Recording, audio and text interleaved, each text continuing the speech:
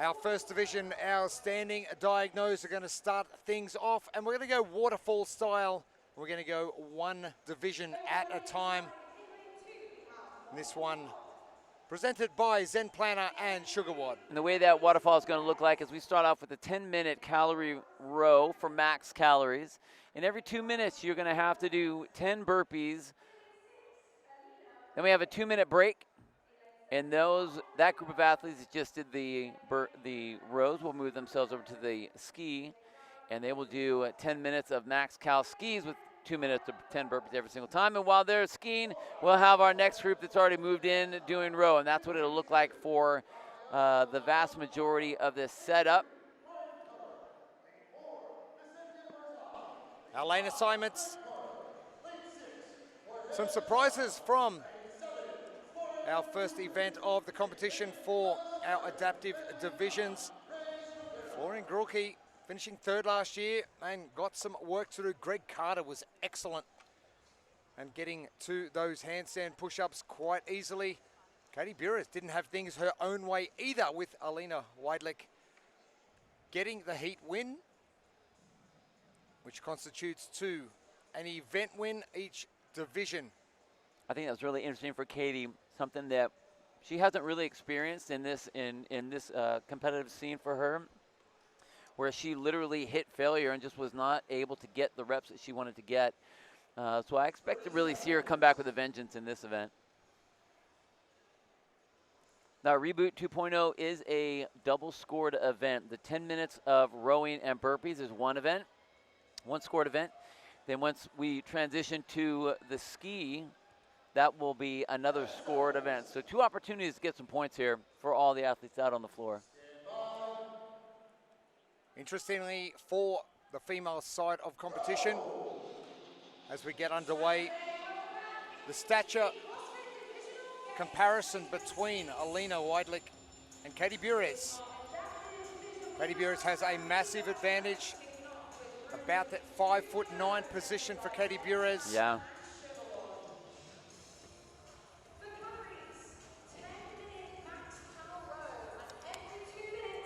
Tyler Thornton.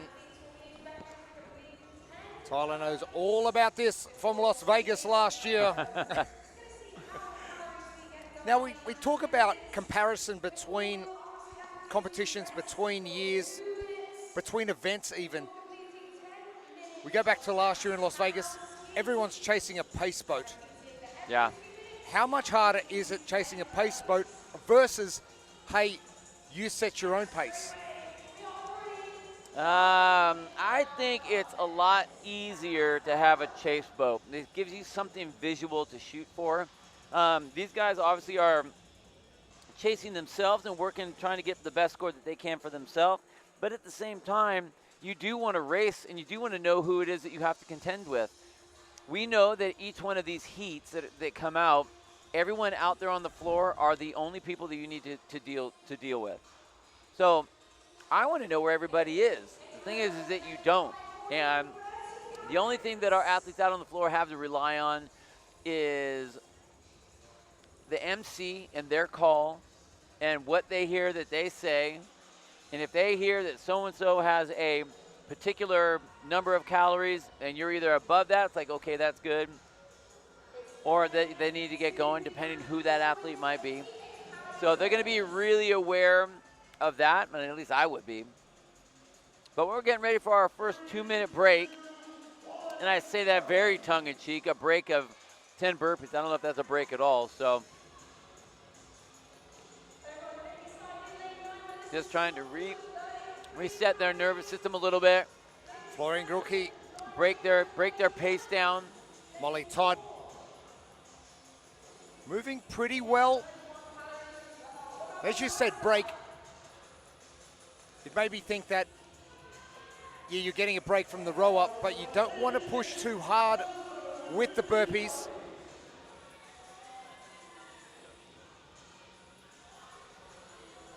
Greg Carter, event winner from this morning. You don't want to go too fast, so you get back onto the row and not able to perform and give the best you can. Now, do you break down each segment for calories? Do you say, okay, first one I'm going to be fresh, I'm going to hit 30. For the next segment, it's going to be 25. For the next one's going to be 20. Like in that sort of sequence? Well, I think that there's definitely going to be a strategy here. And your leader in the green shorts, that's Melissa Stockton, who's already crested over 35 calories or so out of that first set. I think all these athletes are going to know exactly the number that they need to hit. Because you're basically rowing in the blind, you're not going to be copying anybody else. So it's your set, you know your pace, you would know how many calories you want to get. And then, what we did see with Melissa, she was one of those athletes that's deciding to take a little bit more of a break as she goes into that next set. Ryan Keller in that grey shirt. And there's Melissa Stockton in the background, Maya Rose. Now, there is a little bit different pull if you look across the floor for some of our athletes. It's not a bad pull, but she's definitely tired now. Not exhausted, but tired. Now the heart rate's already been up. It's not a fresh set, but you can see right there going into their next set of burpees.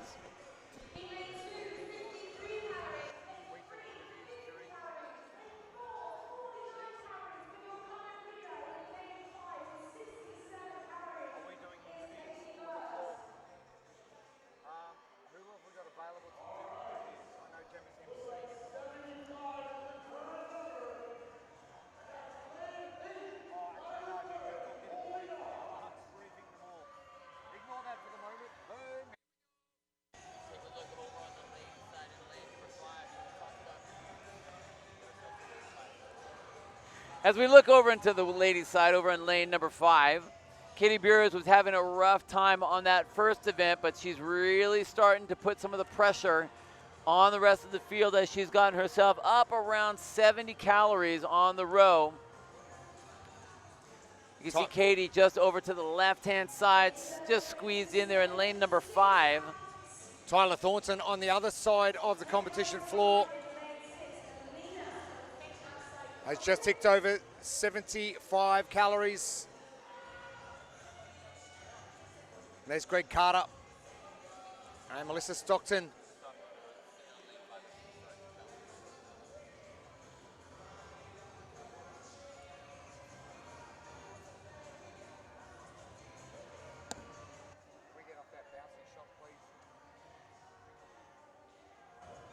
There's Katie Burrows right there.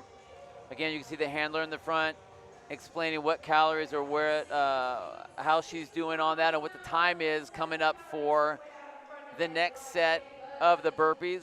But a big drive of the hips, strong drive, big pull with the back, strong pull with the arms as she pulls that right to the sternum. 3, 2, 1, and we're back to our burpees. Let's take a look and see how she does her burpees. Pretty quick there. Greg Carter. Oh, here we go. Wow. It's like he hasn't even rode. Yeah, bouncing his body right off the ground.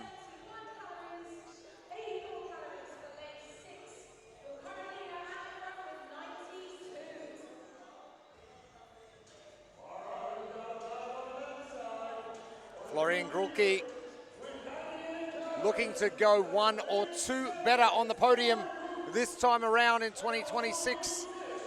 The Adaptive and Teenage CrossFit Games continue on for the next 2.5 days here at the San Jose McHenry Convention Center. Katie Burrows right there just crested 94 calories, well ahead of the rest of the field. Again, we're going from the calories on the row, then we'll have calories on the ski. A little bit of payback for her.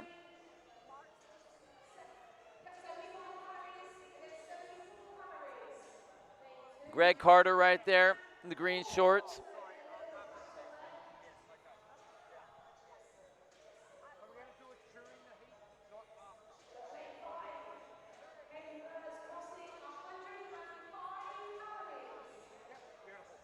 I believe I just heard the MC say 105 calories for Katie.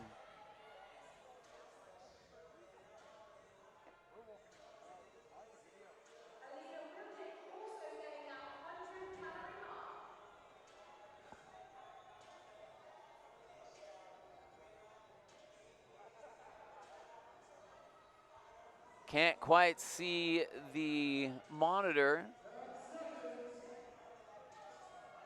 Florian Golke there.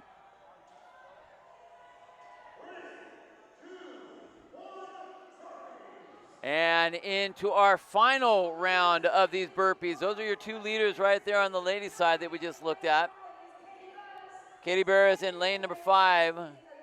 Alina Widlich in lane number 6. Looking like we have about a 4-calorie deficit or difference between our two ladies.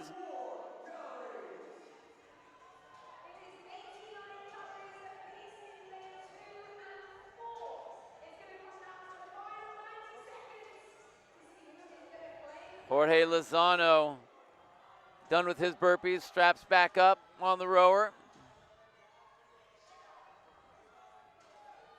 And just as a reference on the men's side, Mr. Greg Carter has hit about 144 calories so far.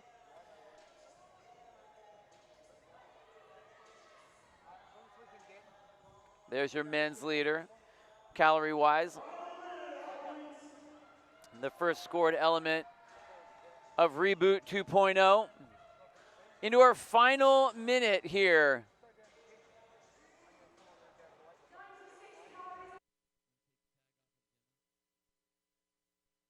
Katie Beer is working through that.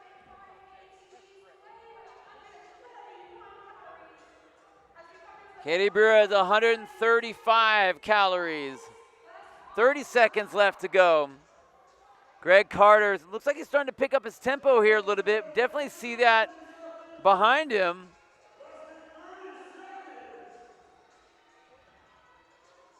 Vicente Marzol, see him up there. I think his pink shoes are just coming out of the straps there, but look at what he's got going on. Really starting to pull a faster rate. Florian Grolke finishing up. Okay.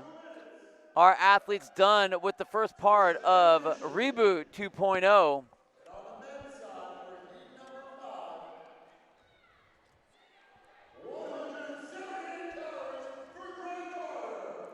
How good?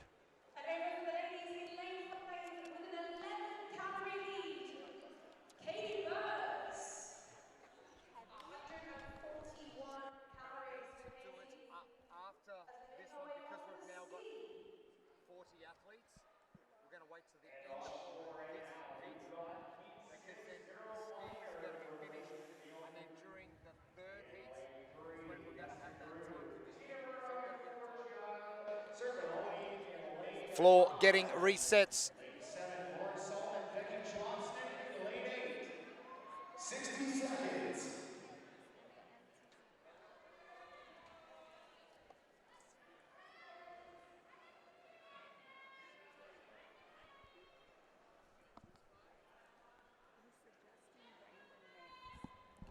The calm before the storm.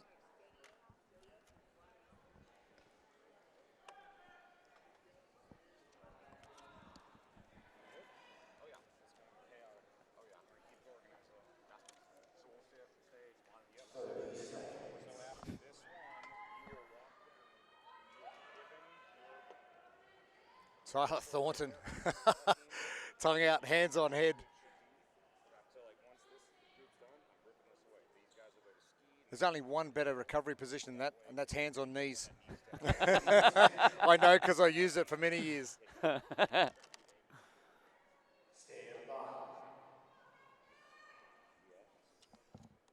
bottom.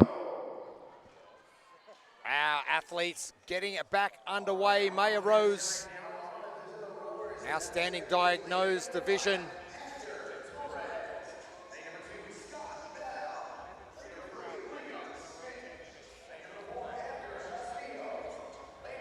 Heat 5 and Heat 6.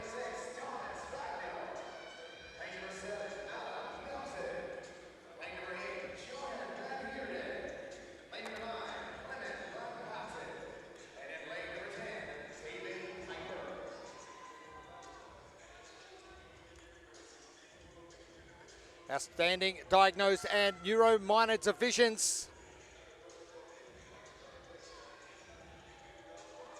It is interesting to watch the pace on the row when they're nice and fresh. And then we get to the ski and it's a little bit more conservative. Well, yeah, you just work for 10 minutes on a machine. And to go from machine to machine is not a very enjoyable situation. At least I wouldn't think it's very enjoyable. Thank you for joining us. It is a live broadcast here from the San Jose McHenry Convention Center. And we are live on FloElite. So make sure you jump on and subscribe to FloElite.tv or download the Flow Sports app. You also watch all of the competition that is happening at the SAP Center for the individuals and our teams right across the weekend. Katie Burez on the left-hand side of your screen. Now we get a great shot of our ladies and exactly how hard they need to work. You know, and while our ladies here are getting into their burpee set, it's basically cutting that 2-minute segment. We have to talk about how these athletes are working on the ski. It's not just about how long are you, or how far can you pull those cables down from where they are up above to down as low as you can go. You're not getting a lot of power out of that. Yes, you're getting length and distance on that cable, but it's about putting power into that cable on that computer. So we're looking for shorter, I hesitate saying choppy, but it's relatively choppy. Shorter strokes to where you are pulling down and your arms are locked and connected with your back the whole time. Snap it down. Don't raise your chest up while you're trying to push the handles down. You see that right there? The chest is coming up while the hands are going down. That just means that there's no work getting done. Keep that connected. 60 seconds. Can we get these camera people to stop moving around so much, please? Now I talked about a little bit of a controlled pull. Yeah, it's just too jolty. It's making us feel a bit sick. So people watching are going to have the same. Just a little bit. See a little bit of that yank there is getting a little bit overextended at the lats. So again, you want to keep that lats nice and tight. There shouldn't be that the chest comes down and the hands stay there. You're losing that torque and just relying on flexibility. If we take a look back at our second heat of athletes that have come on back to the rower.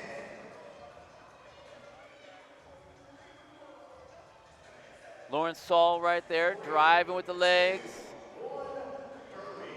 And all of our athletes back to the burpees.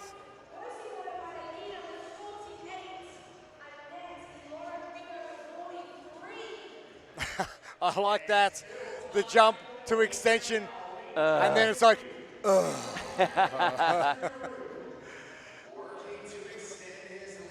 There's Lauren Saul again. And probably one of those athletes on the no rep. Oh, see, that's what you don't want to do, is pause for too long and ask the question. Just keep going. Just keep going. Do another one. It's only a burpee. I mean, no one likes to do extra burpees, but you can do an extra burpee.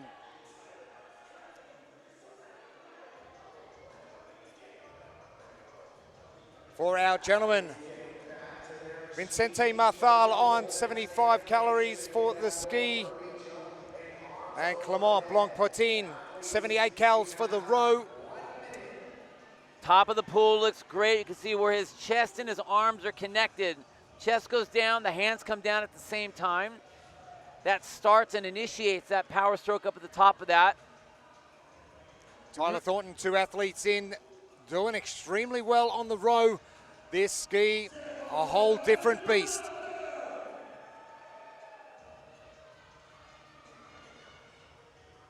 Some good drive with the legs here on the ladies' side. Esther DeRue in the black, just on the left-hand side of your screen. Good power out. Coming in just a little bit early, meaning her knees are bending before the handle gets to her chest. So she's losing a couple inches over the course of every single one of those strokes. This is something I was talking about. It's a little shallow, but she's got some really good strokes in there. A lot of power on those strokes. It happens more often, meaning your stroke rate will be higher, but you are going to get a lot more stroke and a lot more power out of each one of those pulls. Now, Bill, a question I'm going to ask you. We've seen a number of events over the years where it is work-rest ratio. This one is a work-work ratio, but you're doing different movements. Would you prefer to keep moving, stop completely, and shut yourself down? You know, I think honestly, are we talking on the ski? On both. On both. I think the more consistency you're going to have on this, the better.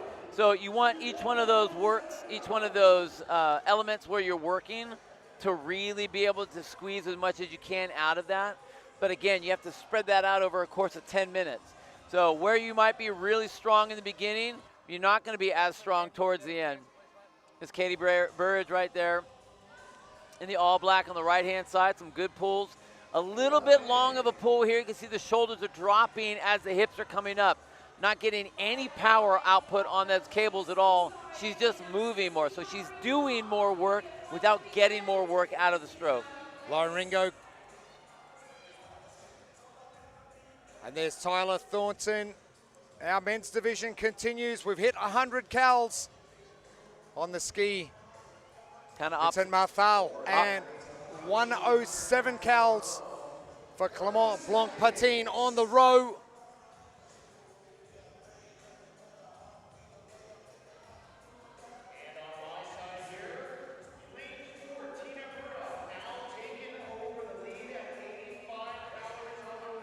Oh, and short.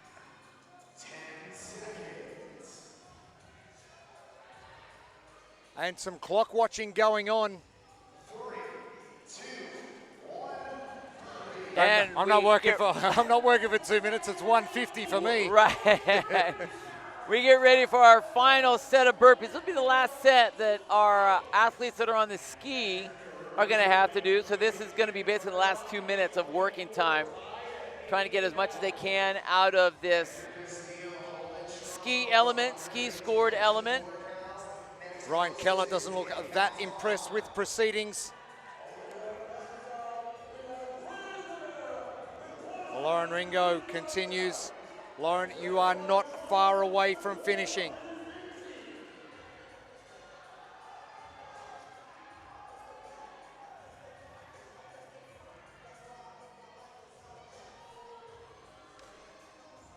Ladies getting their hands back on those handles, getting back to the ski erg.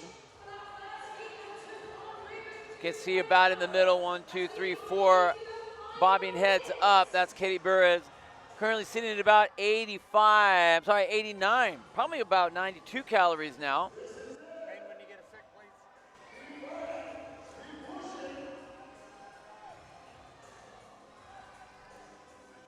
Men, when you get a sec, please, we've only got 40 seconds left. I just wanted to give an update. Our gentleman, Greg Carter to the far right side. And Vincent Marthal, 124 calories on the ski. And Clement Blanc-Patin, 135 calories on the row. Awesome, tough going. Only 10 seconds left.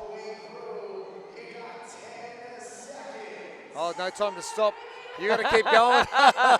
10 seconds, you're gonna have burpees, man. Get back on, handles back on there. And for our skiers, they are done for their day, completing the entire Reboot 2.0.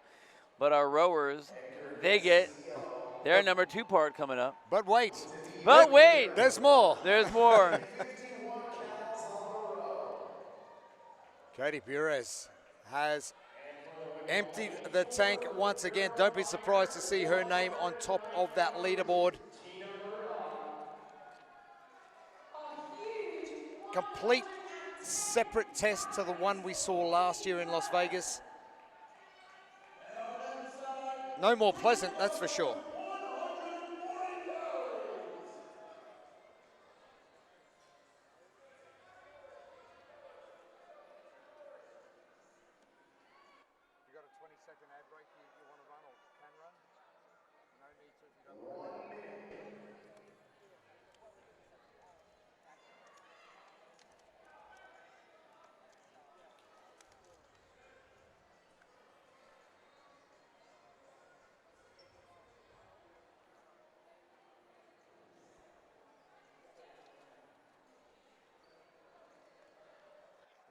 Cohen in the background as well, pulling very low with that handle on the rower, getting below that rib cage, keeping that chain nice and straight.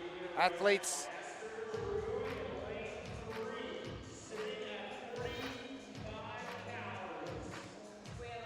Esther Rue, 35 calories on the ski, and such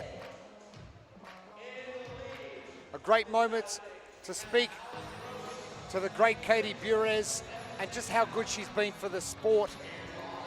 And she's just continuing her dominance. That one, obviously, she found a lot better than getting into the handstands, as did Luke Greason. So, yeah, you're going to be good at certain aspects across 90-odd% of stuff. There's still going to be some movements.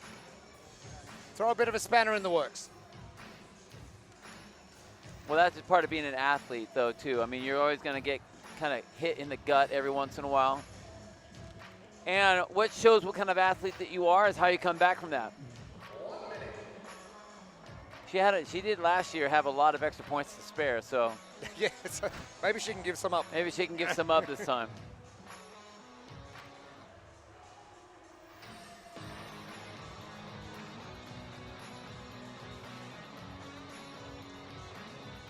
Dan Brady. Now, we've spoken about moving mass over the course of the week. How does that transition to a row and to a ski?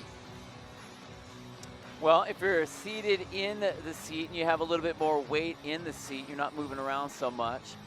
Usually you're going to have a larger posterior chain, bigger quads, heavier body there, so you can get a lot more extension, a lot more drive on the skier, or I'm sorry, on the rower. On the ski, I mean, you want to have, you know, a little bit heavier body to help use your body and your mass to pull down on the handles. So mass does move mass when it comes to any of the machines in reality, especially if you're really tall, even more. Hector Torres just saw the back end of his last ski segment out of CrossFit Loco Oko. And we have the 40 athletes on the competition floor. Omar Iglesias. Speaking about mass moving mass. Big man gets to work. Bailey Hooper. An event win in the first event of the competition earlier this morning. And so quietly spoken, but just an absolute assassin when it comes to she loves getting to on compete. top of that. Yeah, she loves to compete for sure. You can see that Bailey does have a little bit of a short pull in the beginning. I wouldn't say that she's pulling early. She's really just locking her lats into place so that torso and the hips are staying connected. Try to maximize as much of that drive as you can.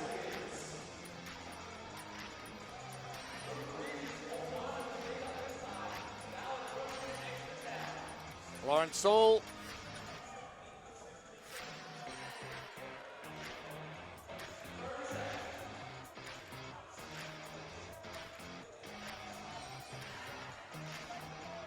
All right, I'm going to quiz you a fair bit on this one. Yes. Do you pace your burpees just a little bit more and attack the row and the ski a little bit harder? Yes. That's your answer. Or do you go faster on the burpees and get back on and just do a more consistent pull on the row or ski? I think, you know, we've seen a handful of athletes that have done the resting for about 10 seconds before they get into the burpees or whichever. And I think that anytime you have a little bit of recovery into the thing that matters.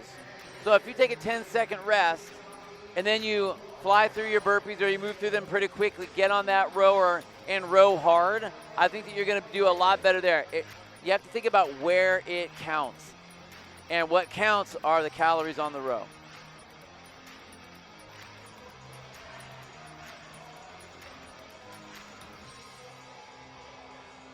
Alan Roach.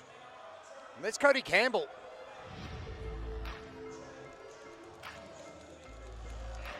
And Jeremy Gordon, affiliate owner at the Fitness Syndicate in Brisbane, putting her through her paces. Bailey Hooper. Now, Cody Campbell at the back. Are you looking at someone else's screen if you're in the back? Obviously, if you're in the front, all you're going to be able to see is what's happening on the ski maybe.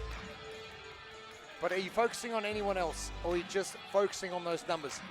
I think generally speaking, I'm going to focus on my own numbers. I need to know where I am, but I tell you, I wouldn't be able to help myself. If there were other screens that were there, I want to know where everybody else is. Especially the people, especially if I know that someone that's good right next to me. I want to know how hard and how fast they're going. How much do I need to do to keep myself in contention? Sticky Beacon all the way.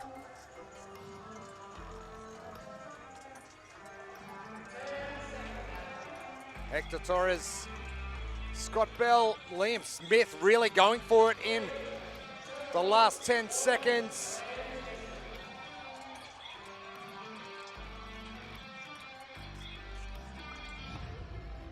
And the head goes down from Omar.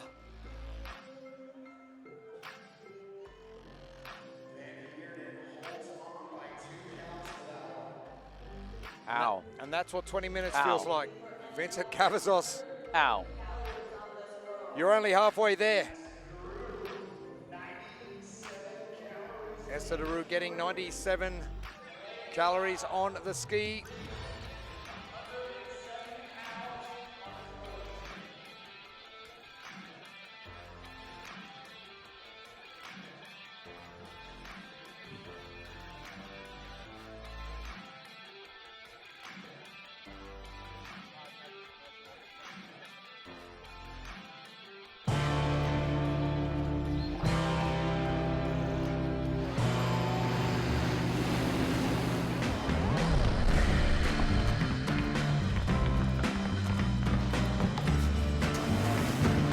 You can just kind of move.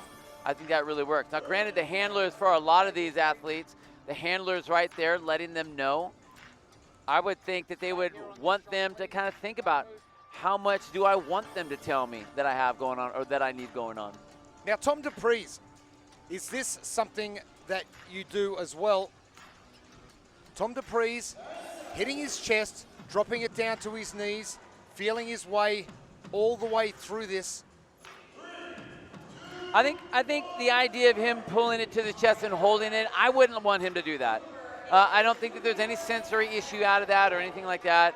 I think that that's just someone that at some point they never said, hey, it touches your chest, you don't have to hold it there. You're not gaining anything by holding it there other than you're actually using your back and your biceps to hold it there because there is a recoil element to it. So if you don't need to do that, I would say don't do it.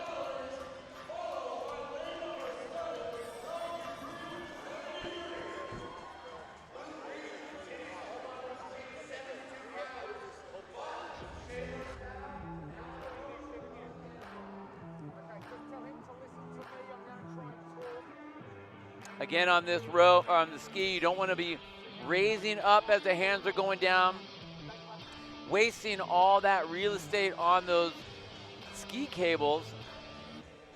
When you go down, the hands come down, and when you come up, the hands should be moving up too, not in opposite directions. Again, another great cue, and obviously you've been cueing athletes on ski erg for a fair while now. But I know it's common sense. It's like driving your car and putting your foot on the brake. Don't do that because you're going to stem your process in the direction you want to go. And you know, that's totally true. And it feels kind of counter, on the ski it's weird because it feels counterintuitive. It feels like you should be able, you know, it's like the rower. I want to try and get as much length on that cable as I can, but You're not getting anything out of it. It's almost in the old days. Remember this one when we used to take the rower and you'd pull the handle up past your face? Oh, yes, over your head, yep. But I'm getting distance, coach, on the cable. That's an important thing. You're like, no, there's zero power on that. So don't do it. It's the same idea. When the hands come down past your body's raising up and your hands go way past your body, you're not gaining anything. Johan Silas.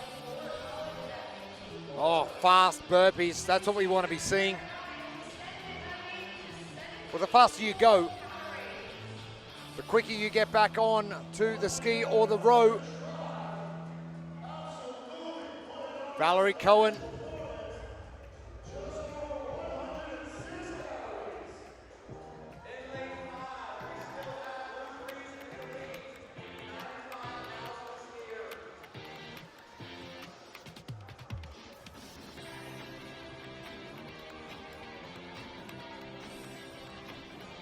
Valerie Cohen finishing second last year.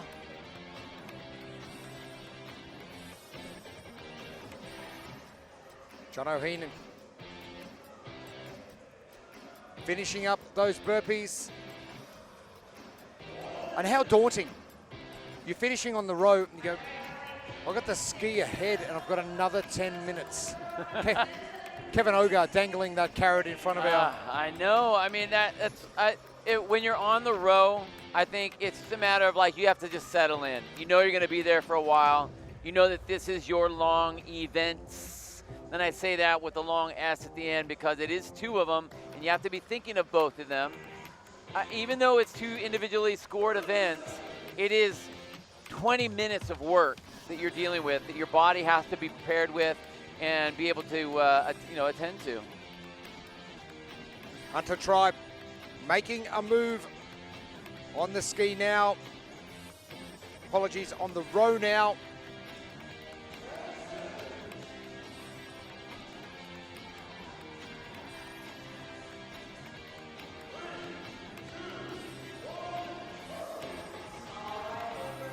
Now, correlation between ski and wall balls. Shoulder fatigue on both. I know one's push and one's pull.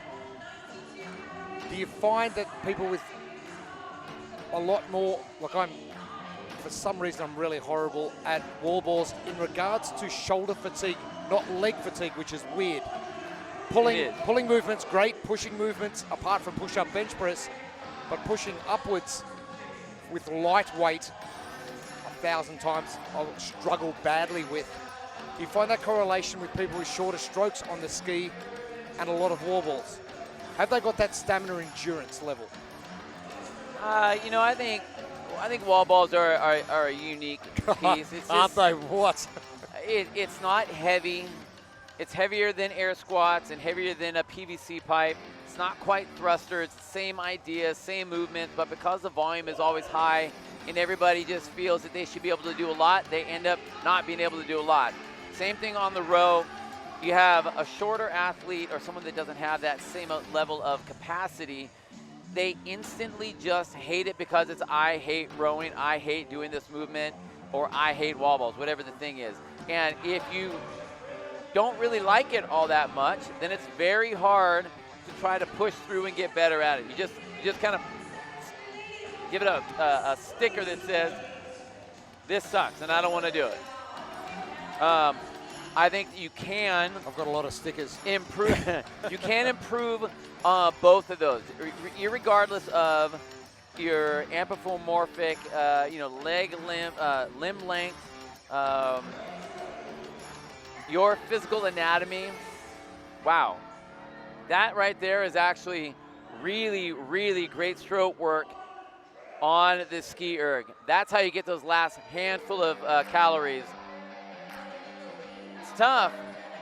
It's hard to do that unless you train it that way. That's the way. But that's the way you do it. Full power on every single one of the elements, or every inch of that stroke. Our vision impaired division will now move forward on both sides of our arena to the ski.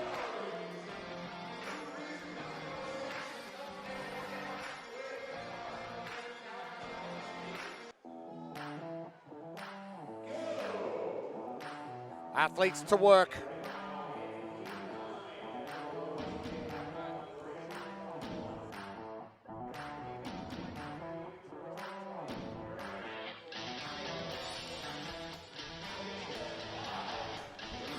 Johan Salas.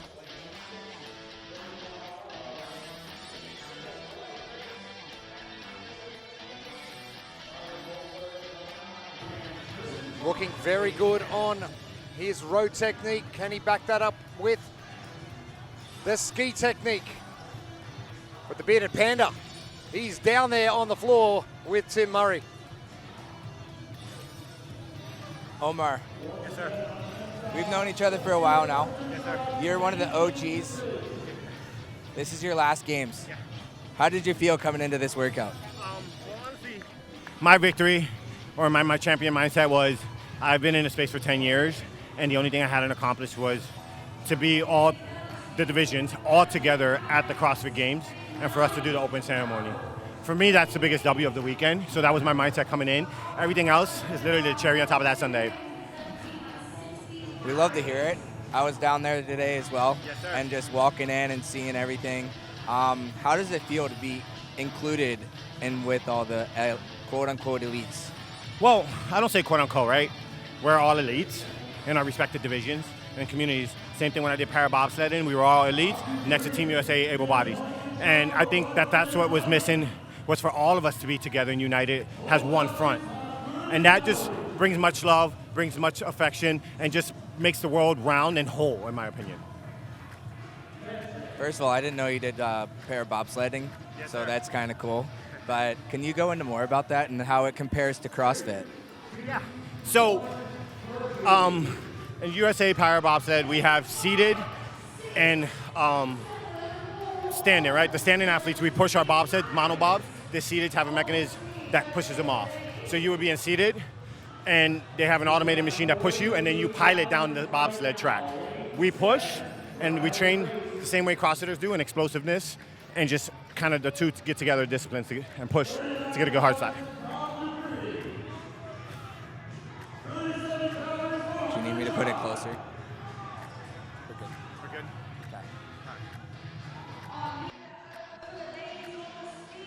Thank you, Omar. And the floor won't be the same without you. Hey, John Sherrill said he was done too. Yeah, we'll see, brother. We'll see.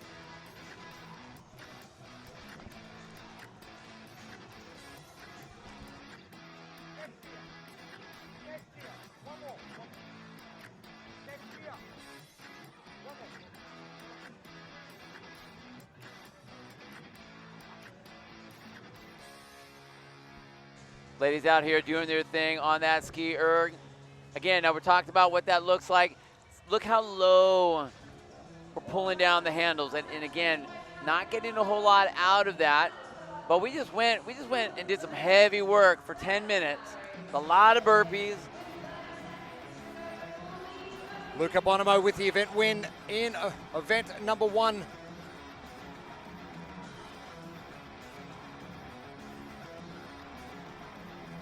Carl Arredondo. Now, funny you should mention pulling the ski erg against the movement that or the movement of travel. That's all I can focus on now. I mean, hey, look, we're CrossFit, right? What do we do in CrossFit? It's about power output, right? And now I'm sort of trying to imagine what that would look like on the rower. So it's like half pulling and then pushing back in. And No, actually it's different than that. Okay, so you made a point earlier in one of the heats where you talked about the travel of the cable. It should be staying nice and straight, because if it's all over the place, you're losing power output with that. You want to have length on the cable as long as it's in a power position all the way. So I want to have, like, your torso should be leaning forward to about the 2 o'clock position as you're reaching in, not so that your butt is sliding into where your heels are, because then that's a quad dominant, not a hip dominant drive, which is going to be stronger at the hips.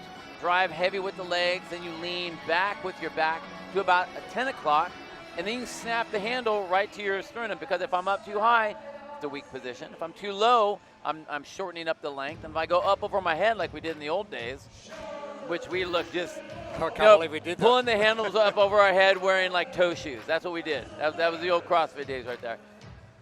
No power to that. So you want to stay in that power position, whether you're rowing or whether you're skiing.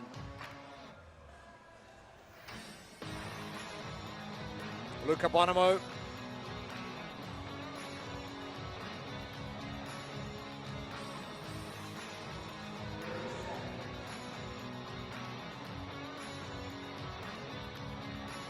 And 2 more work segments to go.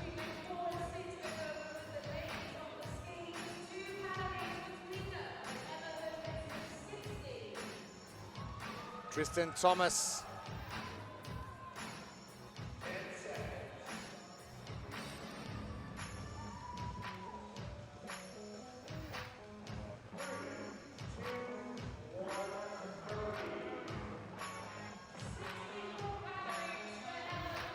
And again, same as our teenage division earlier this morning, a lot of tall athletes. We have got a lot of tall athletes in our lower BK division, below knee adaptation.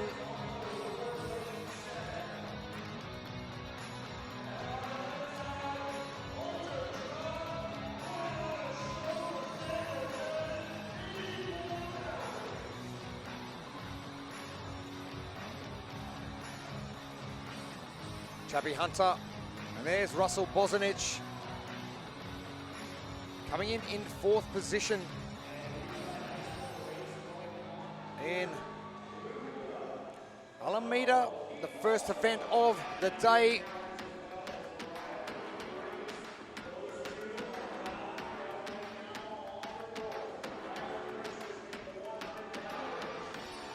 Bruno Rodriguez.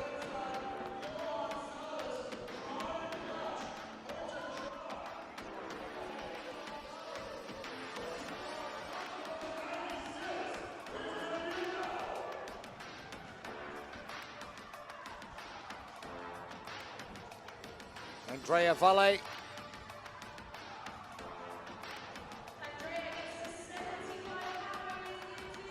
Mary Collin, you mentioned it again, and that's the other thing I can't take my eyes off is the shoulders below hips position at the end of the pull.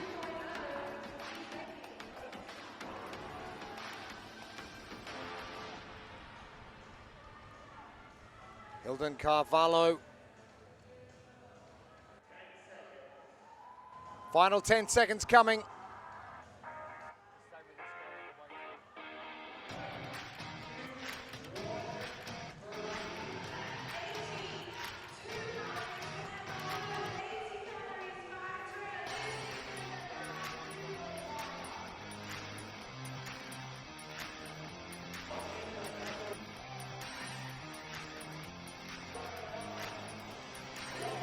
Kim to Chiral.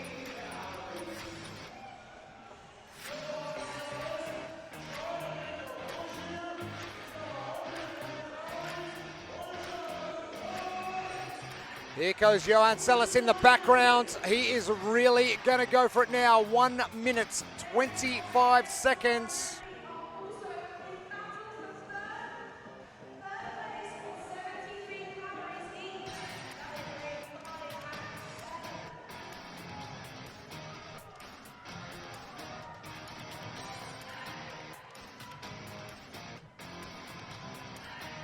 Riley Grace leading the way for our men, 128 calories. And Hunter Tribe, 108 calories on the ski.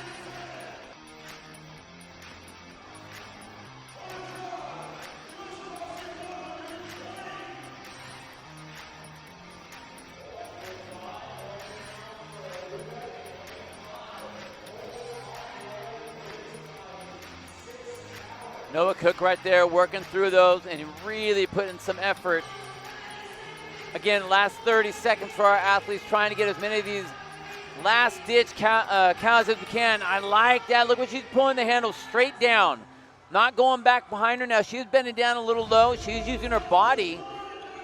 Gee, I don't mind. Just What about like that. I'll take that. the jump and the hip opening? I mean, a little bit. Because, again, you're putting a little bit of oomph on every single one of those strokes, and look at that. I mean, she's got the speed there, and so she's opened up the tank. Yeah, I'd want to get that thing off my face too. I don't want anything restricting my face right now.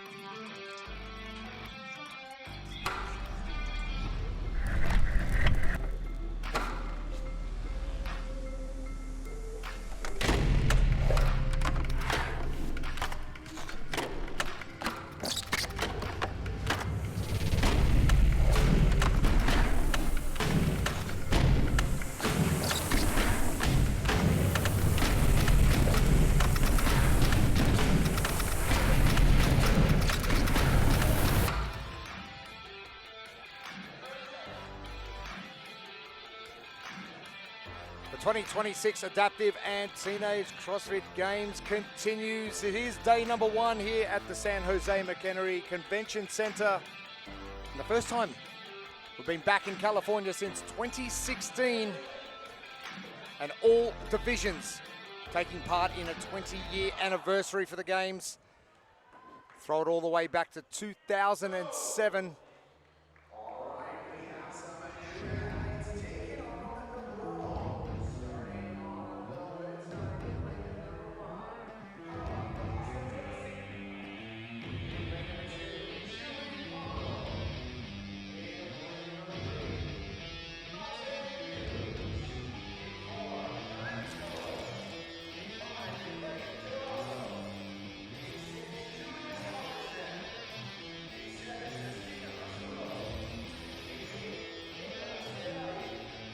Our upper 2 points, getting to work.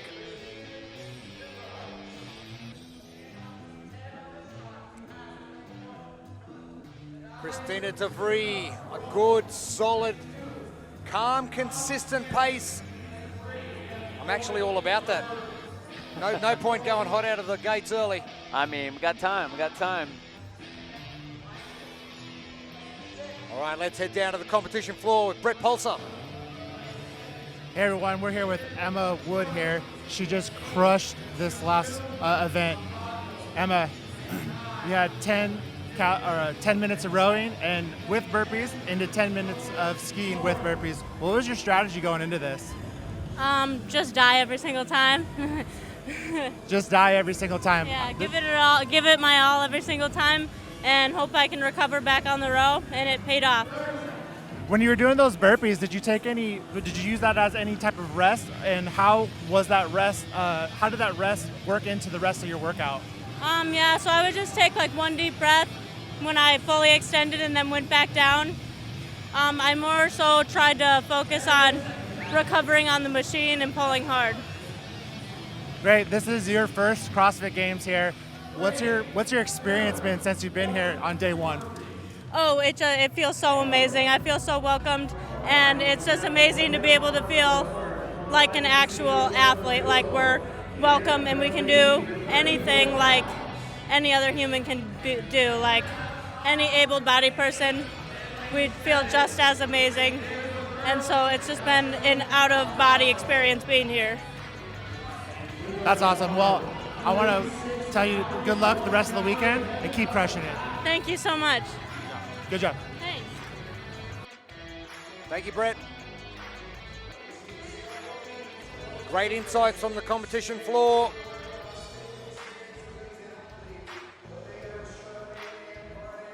Elaine DeRocco, Miss Luca Bonomo,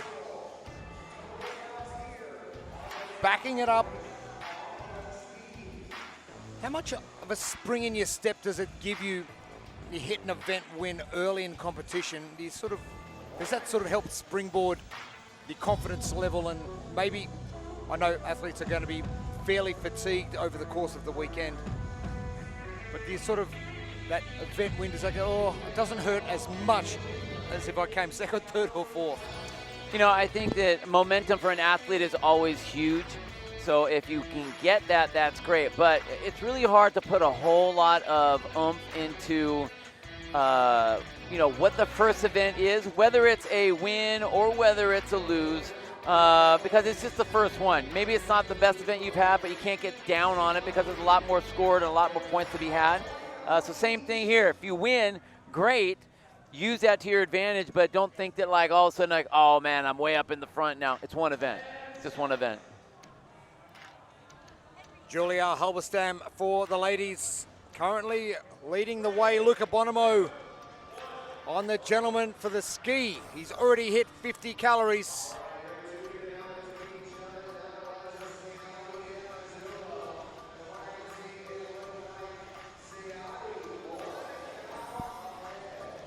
Seong-Hoon Kim. Steady burpees, not rushed, not slow. Just a good quality pace. I think that's a good pace right there. I wouldn't push it and go crazy on the burpees because I don't want to be extra fatigued for the row. I want that to count. Elaine DeRocco. Looks like she's having a decent time on the row. That chain, a little bit of a wobble in it. Now there's Ava like Guava Sayari. Good strong pull from Ava. And that head tilt, I'd love to see that head just stay nice and neutral. She's getting some really good strength out of that pull.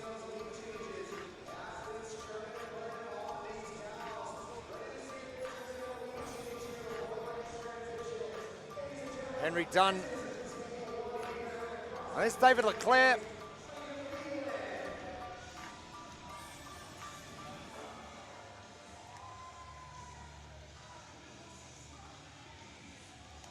Man, I know how that feels. I do that. I hate that I do that, but it does happen.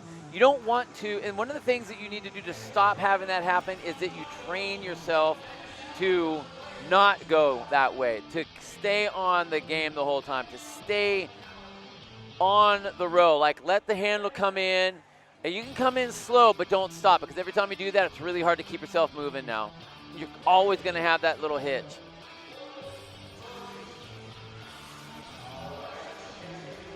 Marine Muller. CrossFit Blue Arena in France.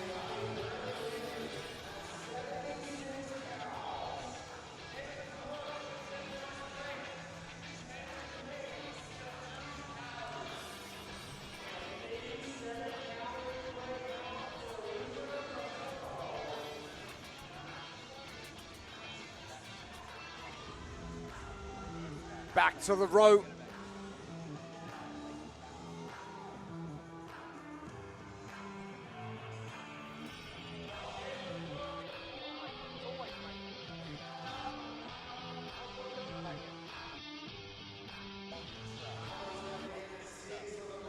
Nice drive of the legs there. Look at that big drive, pulling back, keeping that body nice and tight.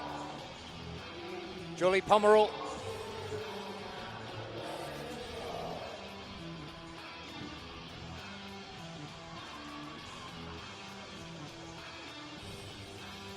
And the focus on torso, open hip position. Julie's doing a great job.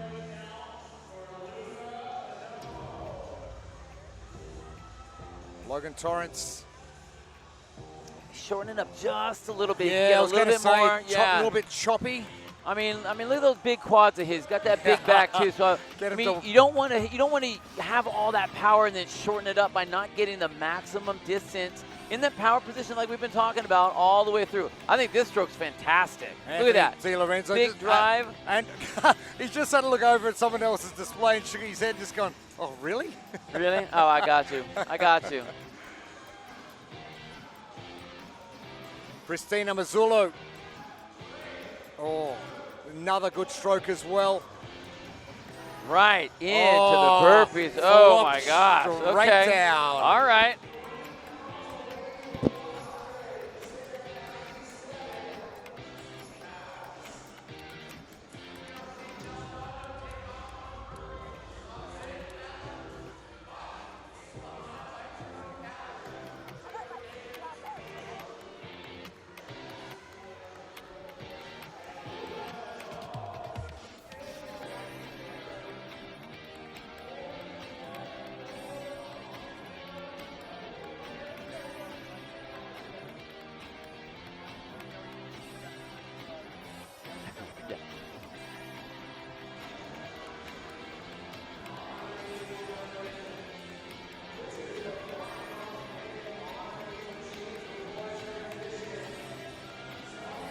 Ava continues.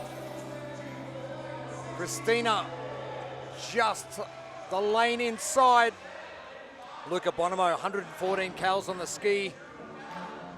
Riley Grace trying to chase him down.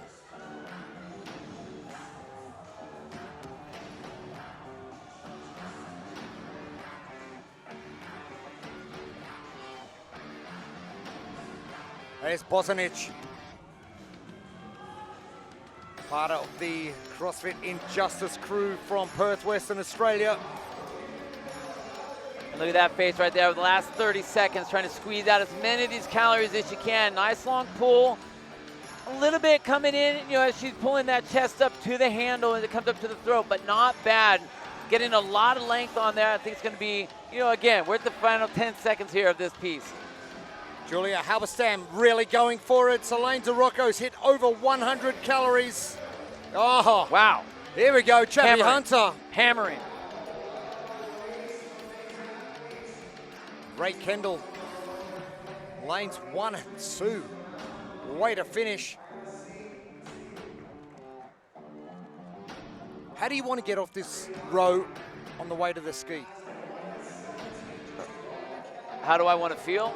I think... No, how do you want to see these athletes in a state of, obviously they're going to be in a state of distress and anxiety. How much neurological, physical damage do you want them to or discomfort do you want them to go through?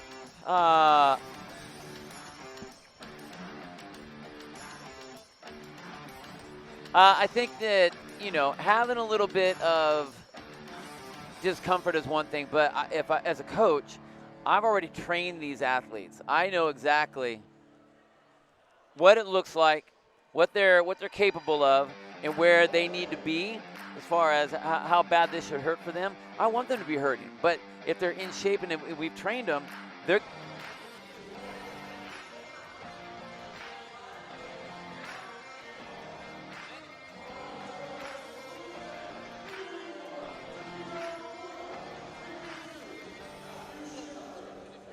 Ghislaine Schuller there at the bottom of your screen. And Sierra Lundholm. This is the row reboots. They had so much fun last year on that row, chasing down that pace boat. Kevin Ogar goes, let's do it again, but rehash it. Rehash the reboot. 2 segments on this particular event. You have a Part A, which is a 10-minute row. Every 2 minutes you do 10 burpees. 2-minute rest into the second scored element. 10 minutes of ski. And every 2 minutes you get to do 10 burpees. So 20 minutes of machine time. 80 burpees on top of that. No big whoop. Easy day. Hilden Cavallo just walking in front of us now, not looking that impressed with what he's just done. I think it must hurt a little. First set of burpees in this segment. Lauren Farhat right there. No problem on those burpees, real strong push. She was strong on the push in the last event.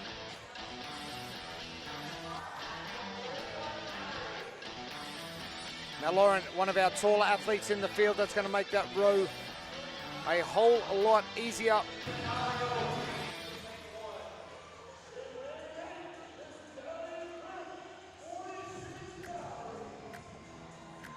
And big jumps on those burpees.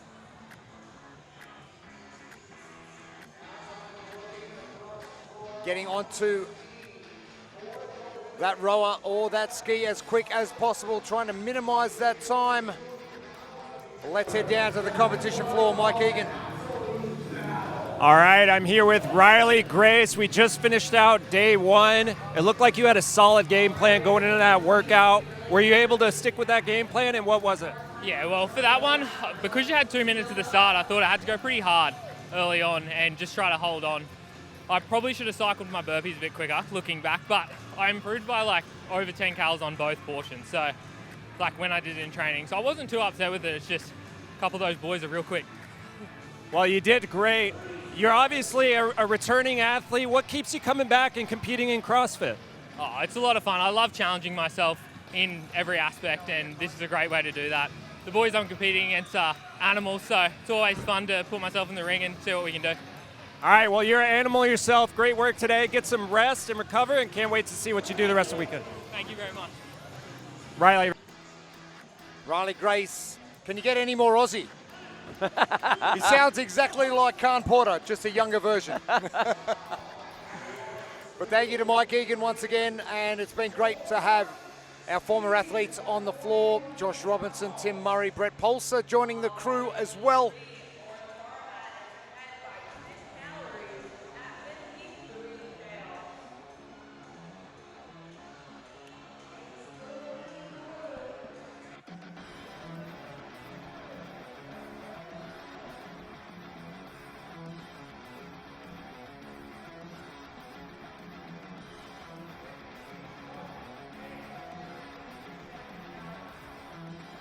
Watching our ladies over here working on ski over in lane number 3. Maddie Moose right there.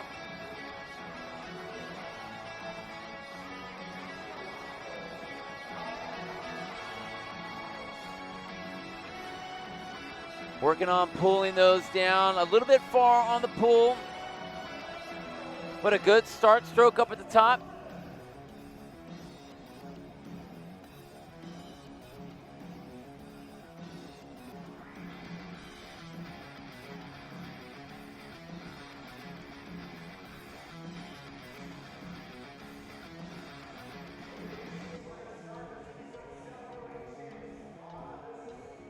Diana Jordan right there in the green on the left-hand side of your screen.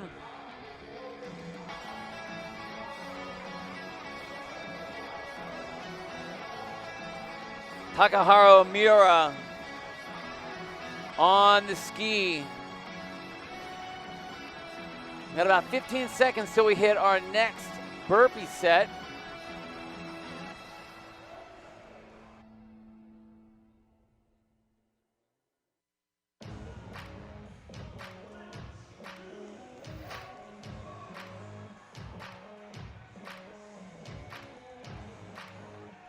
Miss Laura Farhat right there, working through on her burpees.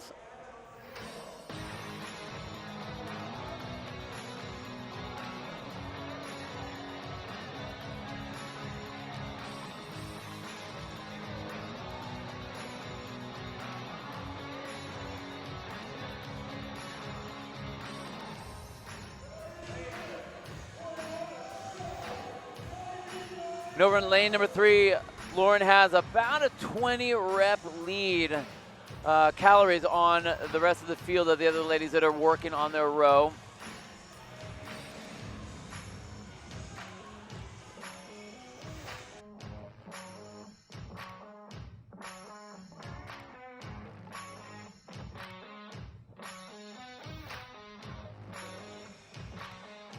Big drive for Lauren on that leg as she's pulling way back. So again, we talked about that power position. At no point is that line slacked at all. 84 calories for Lauren as she's working. And we have coming up on about 30 seconds, we'll get into our final set of the burpees. Then they'll have their last leg of the rowing element. Elaine DeRocco in the background, absolutely going for it in the white and green on the ski. And that's the power position on the ski. Now, if you're doing the ski right, this is something that I didn't even know this myself. I had to have a skier actually tell me this. But it's not about the longest stroke. It's about power position. And yes, you will row more, or you will ski more strokes, but you will get more out of each one of those strokes.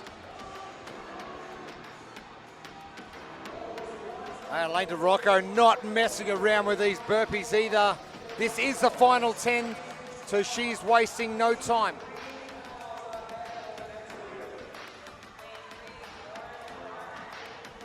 Corbin Hart,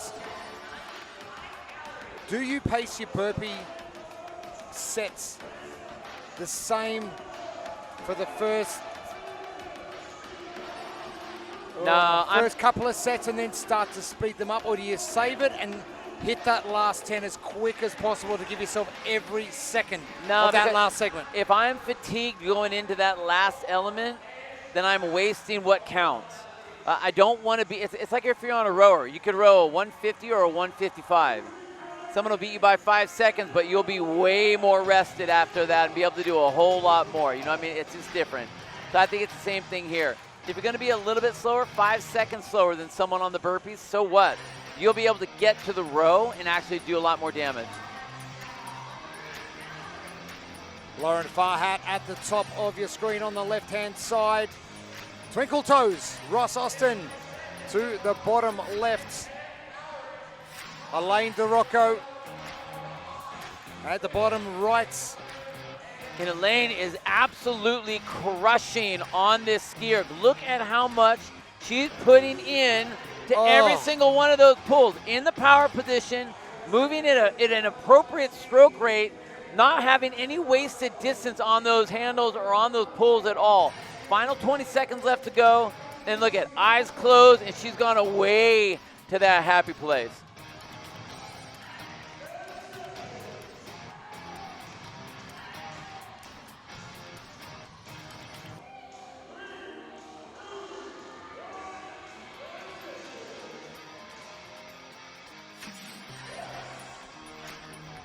Elaine DeRocco.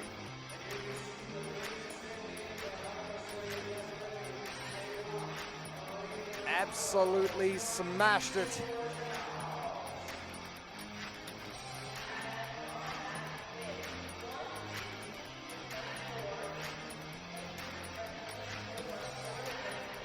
Miss Lane Schuler moving forward, as is Beth Tannen.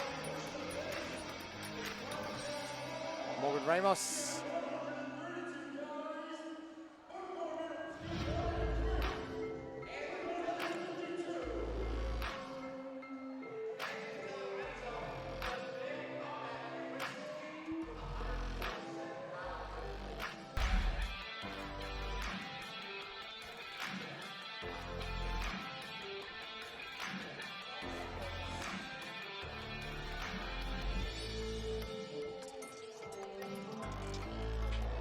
Heat 12 hitting the competition floor. And our dancing girls are back. Lauren Taylor and Abby Wynne Jones. Not sure there's going to be a whole lot of dancing post this one.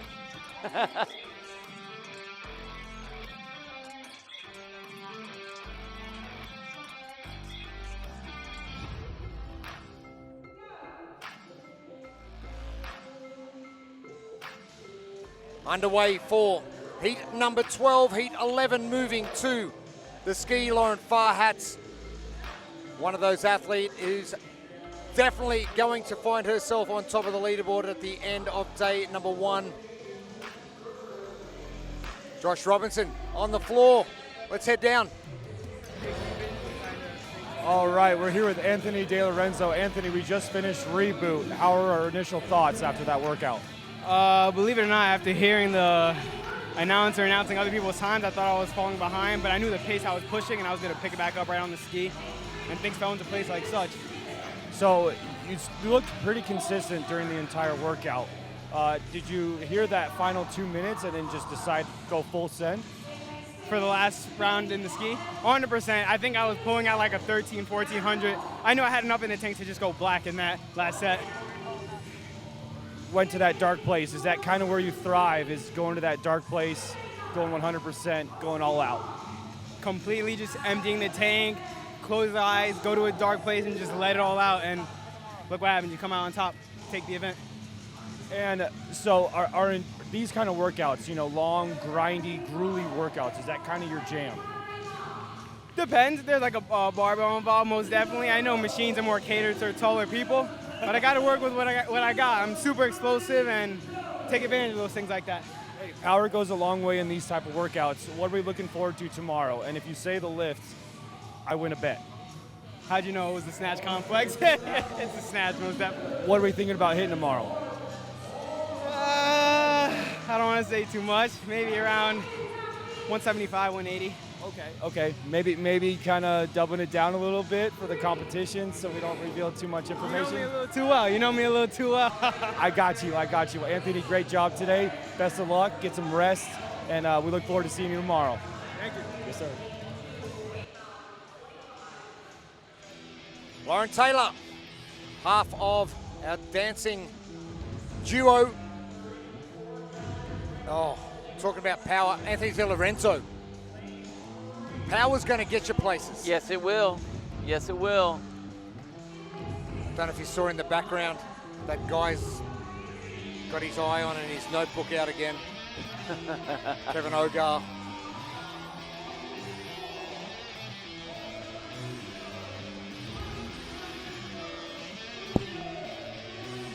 Alec Wooden. Steady pace. Now we're going to take a steady pace over every single interval, over a fast explosive and a drop down in performance across each segment. I mean, yeah, you're going to have a little bit of decrease for sure, you know, but that's just because in an event, you know, 2 minutes versus 4 minutes versus 6 minutes versus 8 minutes versus 10 minutes, it is a different setup. Somebody just saw there with Lauren Farhat, just the way she's working her stroke positioning on that skier is exactly what we've been talking about this whole time. We talk about reaching up tall. We're talking about pulling down with the cable so that they go straight down. Not a whole lot of sending out the back. Now, she does have a little bit that's going out the backside, but she's pulling straight down, and it's just a recoil once she's done. She's not pulling down as she's raising up. It's just her arms kind of extending out, kind of having a little bit of that extra energy that's in there. But I love the fact that she's pulling straight down with all that power.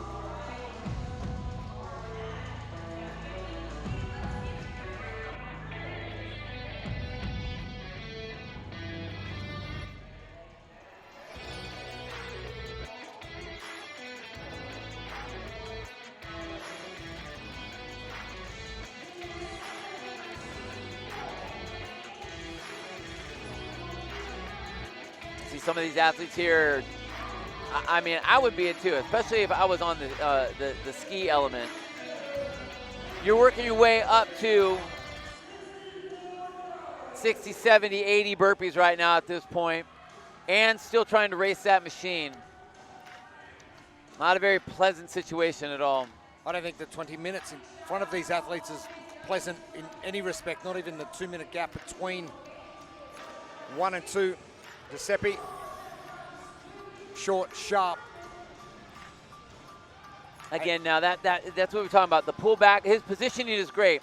Doesn't have to pull back. In fact, his arms should just come right back up again. He would get so much more. It's almost like he's having to reset every single time he does that. He's losing tension.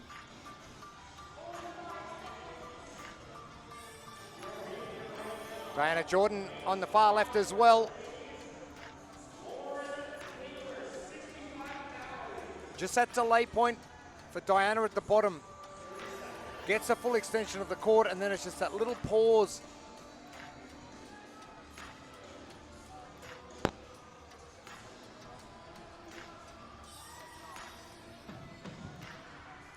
Just over 10 seconds before the burpees come knocking once again. George Simmons-Gooding gets off a little bit early. And the ski a lot easier to just dispense with the handles and go straight into your burpee, as opposed to the road where you've got to unstrap your feet. Abby Wynne-Jones. Yeah, I mean, I'm not going to lie, as an affiliate owner, the last thing I want is for someone to just slingshot the handles back and drop straight into a burpee. But yeah, competitive-wise, absolutely the way they have that set up. You can go right down into it and then hop right back up onto that platform for the ski and the row. You're right, you do have to roll yourself out of that position to get into it. But it just is what it is, you know. I mean, it's not an easier or whatever. It just kind of is what it is.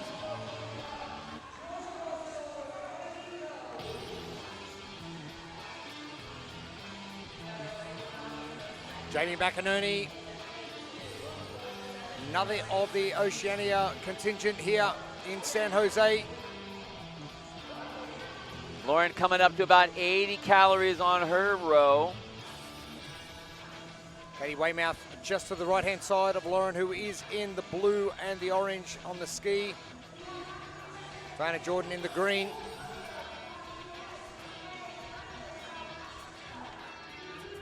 Kyle Harper. Nui Bartlett in the back.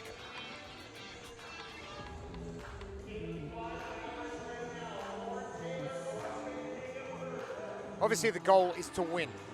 That's why you enter competitions.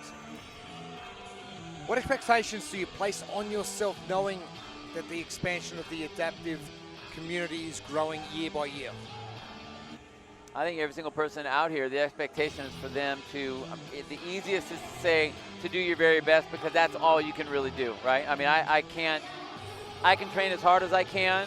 I can prepare myself and as an athlete, maximize whatever my abilities are as much as I can. But I don't know what everyone else is doing. And if someone just is all of a sudden comes out of the woodwork and they're much better at rowing than I am, whether it's because they're just taller, they're longer, they have a history of rowing, whichever, I can't worry about that. So the expectation has got to be how you are based on what it is that you do. If it works out that you're winning, awesome. If it doesn't mean that you throw in the towel. It just means that you have to assess if you got what you got, if you achieved what you were trying to achieve based on your abilities.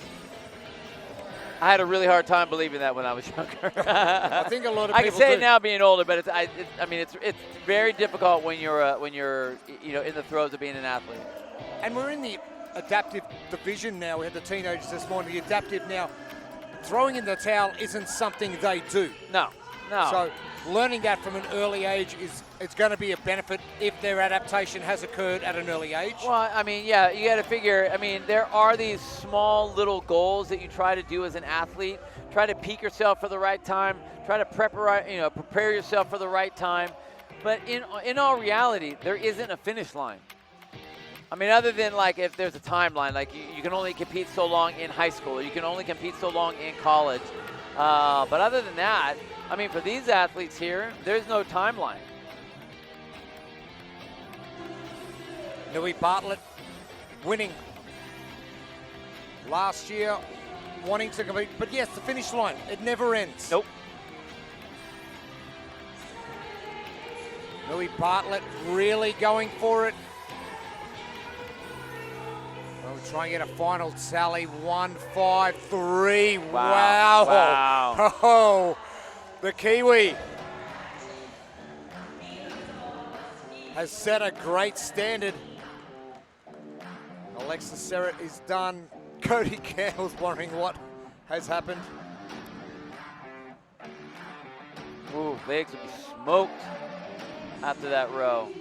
See that right there? That's why I would rather do the row first than the ski. Because I'm not going to use my legs as much on the ski.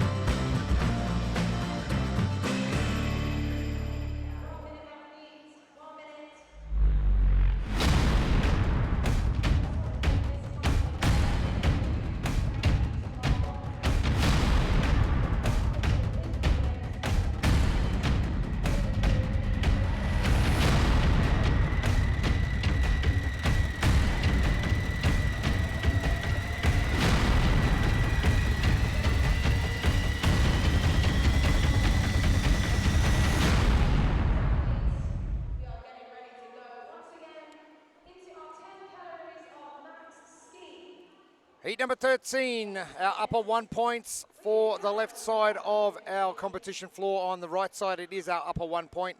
And our short stature division, it is the row reboots presented by Zen Planner and Sugarwad.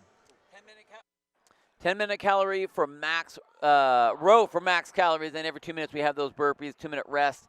Then we repeat that for the calories on the ski erg. And then again, 2 minutes of calories. Every 2 minutes you have those 10 calories. 2 scored events here. That's something that really these athletes need to be thinking about the whole time, is there are points to be had, so you cannot choose one or the other. You really need to do well in both.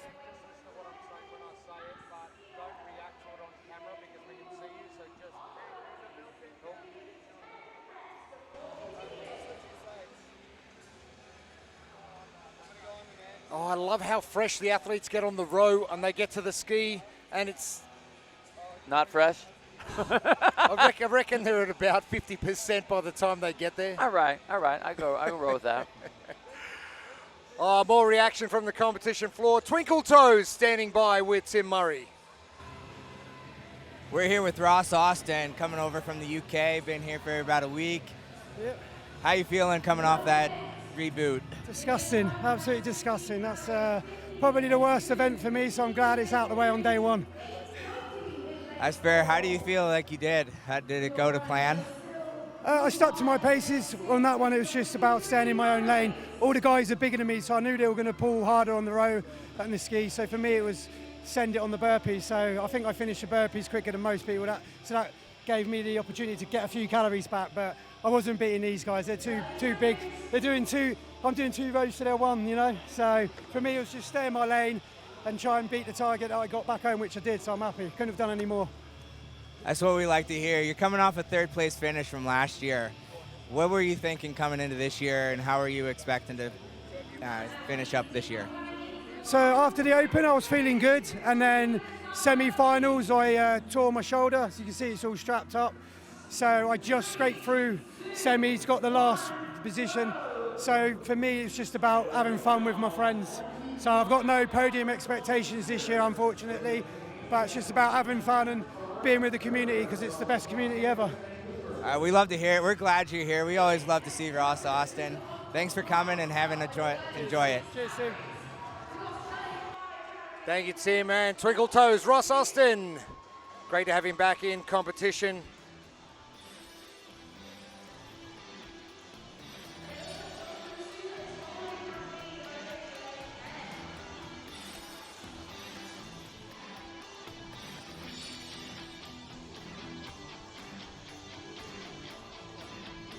Dan Long. Tell you what he's not doing, he's not pulling long, he's short, sharp, choppy strokes on this ski. Oh, the power output is going to be huge.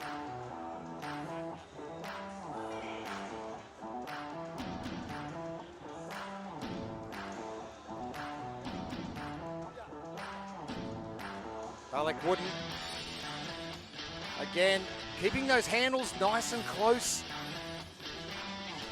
Trying to minimize that fatigue on the shoulders, the triceps, and the forearms. Abby Wynne-Jones in the black and orange to your left of your screen. CrossFit Woolwich.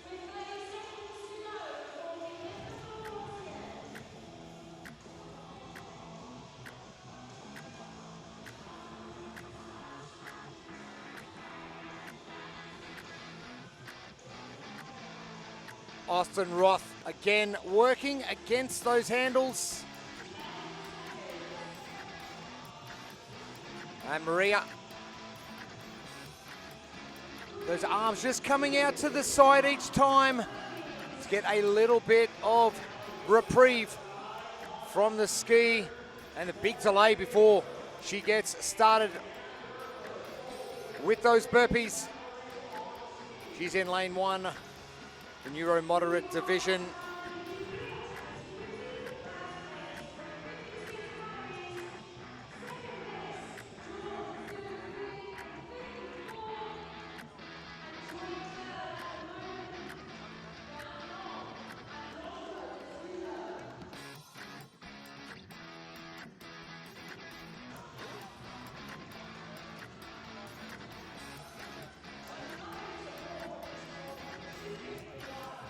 And some athletes taking a while, some getting through the burpees very quickly, and it is all about time under tension.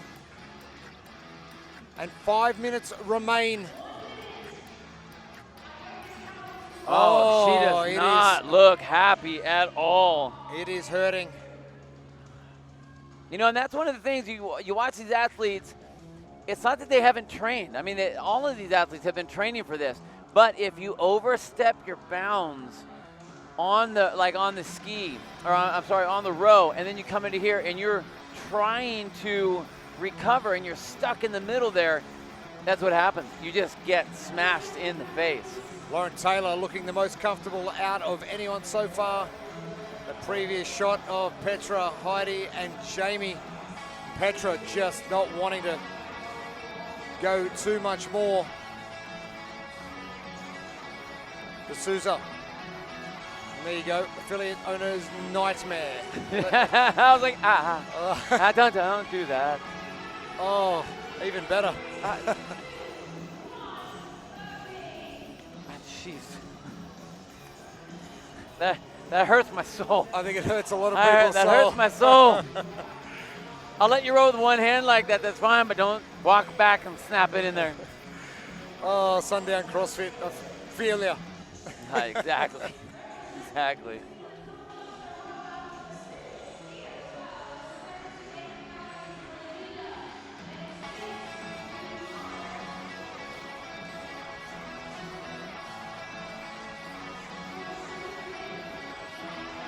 Gentlemen working their way in the background. Nui Bartlett continuing to hammer down 76 cals on the ski.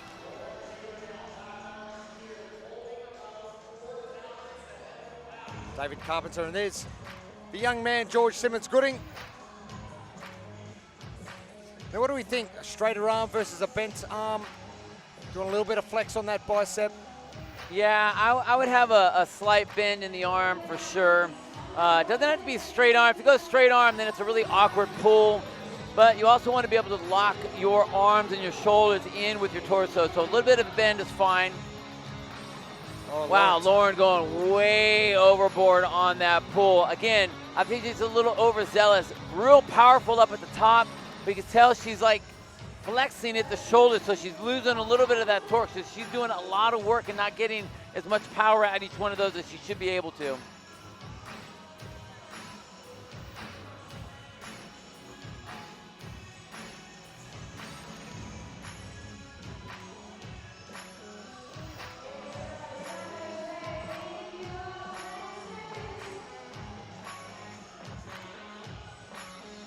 There it is, resting time before we get to the final set of burpees. Heat 12, this is their day done.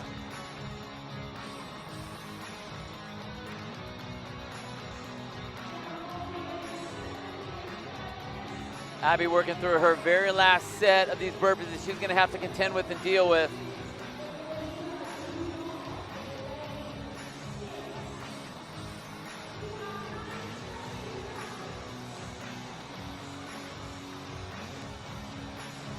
Alec Wooden, and there's Jamie McInerney from Blue Lake CrossFit's Neuro Moderate Division. And now look at the way she's pulling. I actually really like what she's doing here. Short, choppier strokes, a lot of power pulling straight down on the handles. Not a lot of extra travel to the back. Not a lot of recoil where their hands are going down and her chest coming up. That was beautiful. Heidi Ward-McGrath as well, alongside her, two athletes from the Oceania region. There's another one, Nui Bartlett.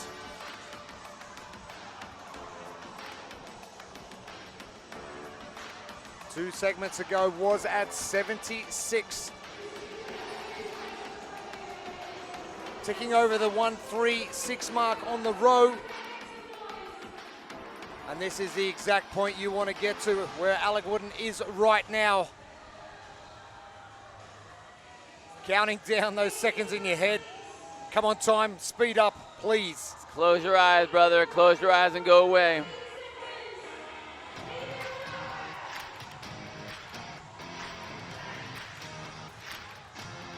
Andrea Unwin, oh, there we go. And the sit down immediately. Lauren definitely doing that. Oh, yes. The body is lava. Don't worry about the floor.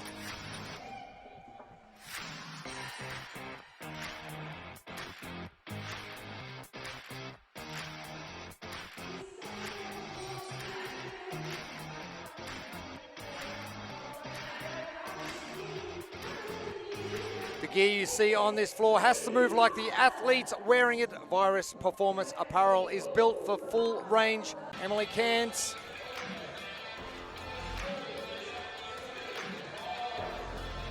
Has she ever talked to you about how she trains, like, you know, rowing with one arm, or when they did the toes to bar last year, having to do that? Like, what does she do specifically to really train a single, basically everything doing single arm like that? Jason, her coach, is very, very good over at CrossFit Claremont in Perth. She's loving the fact that Kevin and Shannon go away and find stuff that is difficult for their division to do, then program it and make them do it in competition. I don't know if you remember back in San Antonio, we had the single arm pull-ups, the single arm toe to bar. None of them could do it at the time. None of them could do it at the time. But there was their homework. Dave Castro's done exactly the same thing with the individual. Hey, here's a pegboard. Everyone goes, next year, everyone does it. Right, right. So Jason's very good in that regard, is that whenever something comes out and Emily goes, that's difficult. Okay, let's get a structure in place. Let's get an accessory work in place to make you stronger to be able to do hard things again.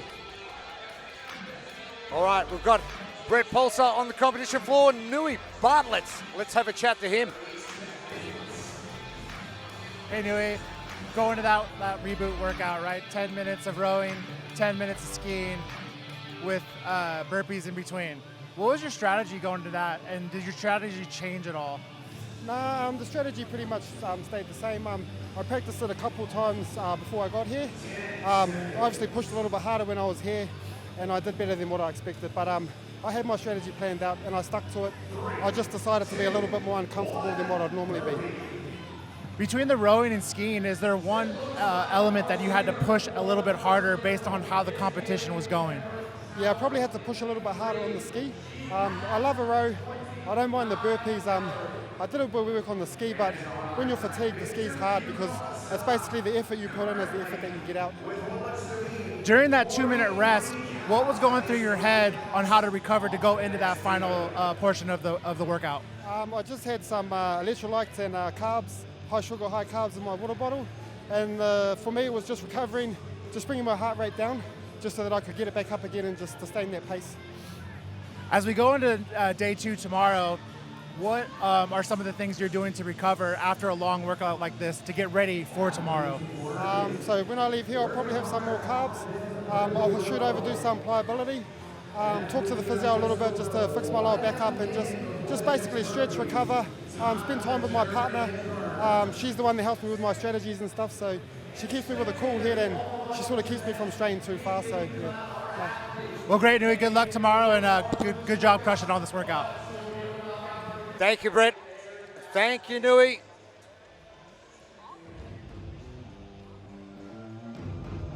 Love to hear their insights of how certain athletes do certain things, because there's no one size fits all. No, not even close. Not by any stretch. Now, what's great about that is it doesn't even matter what division we're talking about. There are 1,000 ways to skin a cat in every single division and in every single event that has come up. Emily Cairns, and working hard with that breathing, and I think she knows now the camera's on her as well. She's going, I wish this camera would leave me alone. I don't know if she's saying that. When has Emily ever shied away from a camera? Yeah, Never. True story, that. Victor Hugo Asaf in the white and black in lane 5 there.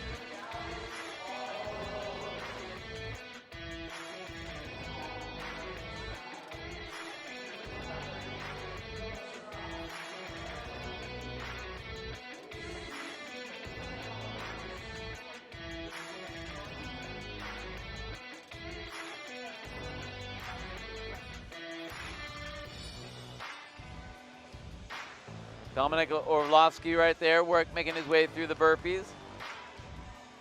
And I think generally speaking, we see most of the athletes getting done with that set of 10 burpees in about, for these guys, about 20 seconds, somewhere right around there. Annie Bridegroom, one of our new contenders in the short stature division. Jenny Weiss is in there as well. Victor Hugo Asaf, our Ecuadorian.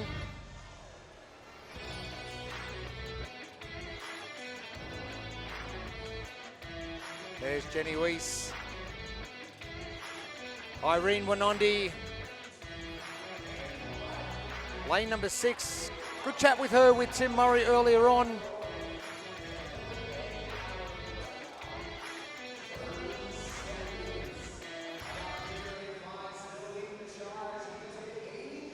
Big drives with all these athletes. Heavy drive with the legs, pulling back and trying to get a whip on that arm, pulling the from that bent position or that straight arm position to that bent position, pulling it right to the chest. And we're just about to get ourselves ready to our next set of burpees.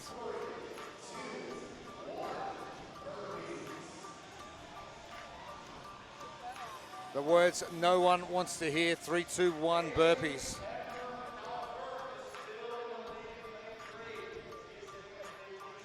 Michael Libby continues with his. Ludovic van der Vrey, Mark Samu.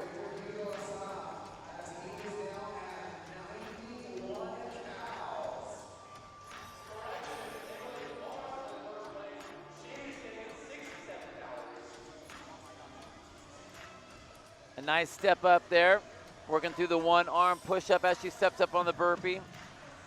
At this stage, with just over 3 minutes to go, Victor Hugo Asaf, 91 calories on the row. Wow.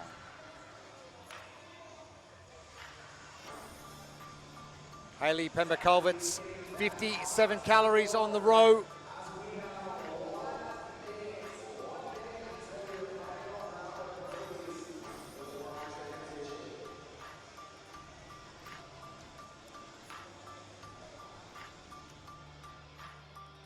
Mark Samet right there, trying to get as much length on that as he can. Leaning way back. Emily Can sitting at 72 calories. See that 22 on the side showing that she's rowing about 22 strokes every single minute. 75 calories ticked over. Hugo Asaf, no doubt he is well and truly over that 100 calorie mark already. I mean, he's almost pulling himself out of the seat if you watch how hard he's pulling now. That's one of the things that he needs to be careful. He has such a strong pull. He doesn't want to pull himself out of the seat. And gets himself ready a couple of seconds before. Annie Bridegroom, she's underway. Rachel Marta to the far end. Jenny Weiss just to the left in the all black. Cairns, 81 calories.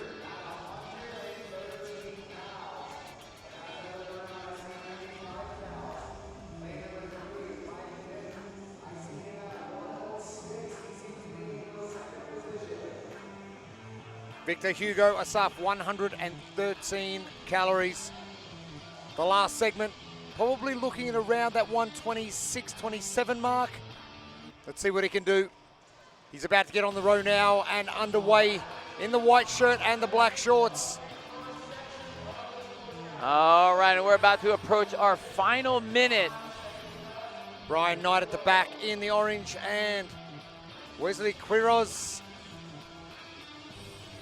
in the blue, front and center. Our Victor Hugo winner from last year, Mike Bitton, 2 lanes over. All chasing down your winner from 2024, Victor Hugo Asaf. Now, Victor Hugo, we've seen him pull 225 pounds with the single arm into a clean and jerk before. So you know that he has a lot of power, one, not only in just that grip, but the fact that he can drive with those legs and organize that drive, shrug, pull to the chest. You want to hear something impressive? Sure. Every one of our men on the competition field right now have over 100 calories.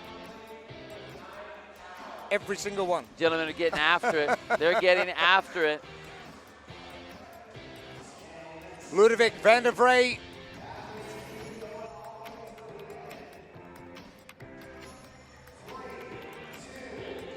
Emily Cairns would have gone close to 100 as well.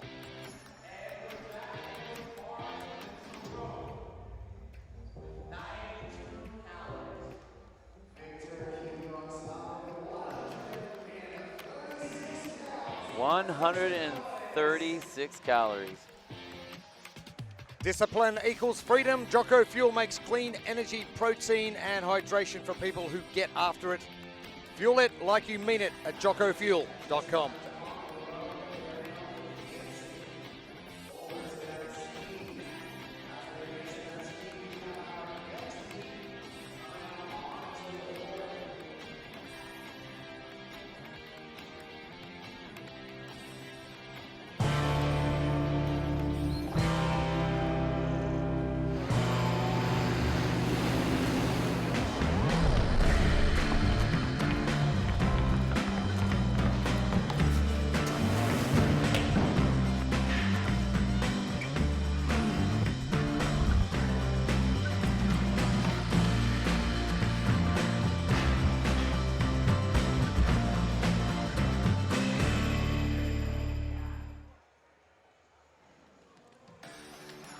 Athletes getting ready.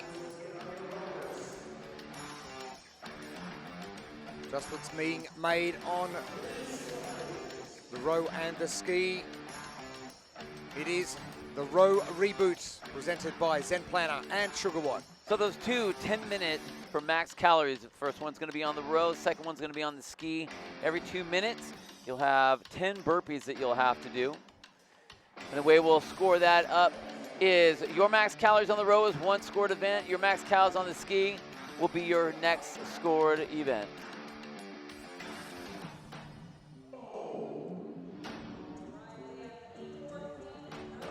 And we're underway. And all the Neuro Major ladies, they weren't sure if to go or not, so they paused. That's okay. We can do 5 seconds less. I mean, if the whole group is up for it, cool. Not one of them moved. It was good. Big shout of go, and they went, can't make us. Right, right.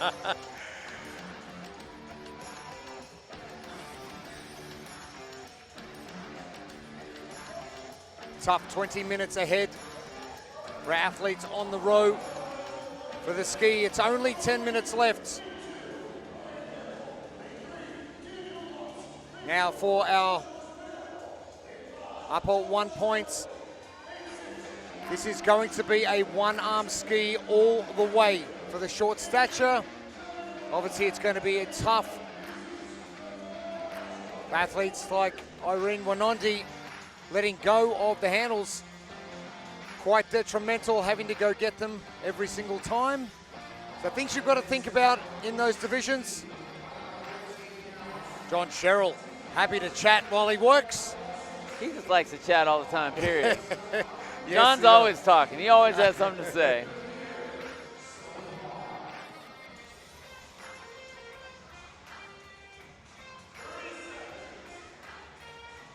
Wow, that is a great shirt. CrossFit Cult member. Love it.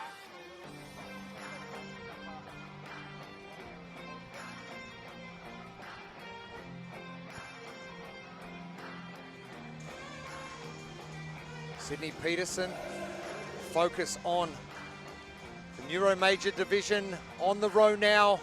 The upper 1 points for the men and the upper 1 point and the short stature for the women.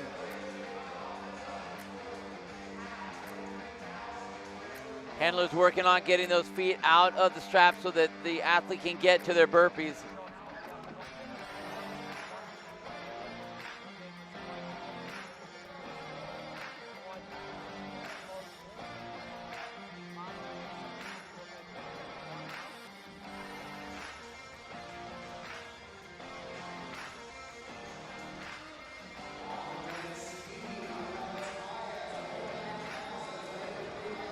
And our short stature division,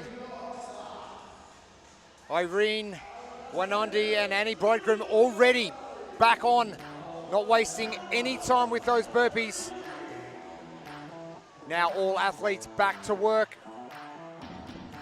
And yeah, you mentioned a Bill about the Neuro moderate division, sorry, the Neuro Major division, having to get their handlers to help them get in, get out. It's obviously going to take some extra time to do that.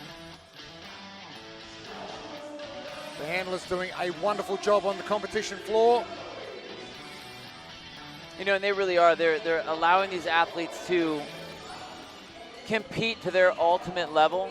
You know, getting them in and out as fast as possible, so that the athletes can actually perform the work at hand.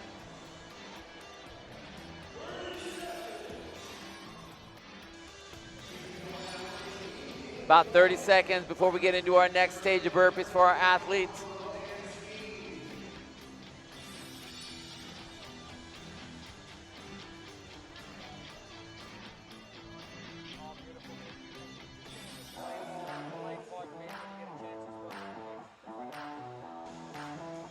$34, 35 calories now for Emily Cairns.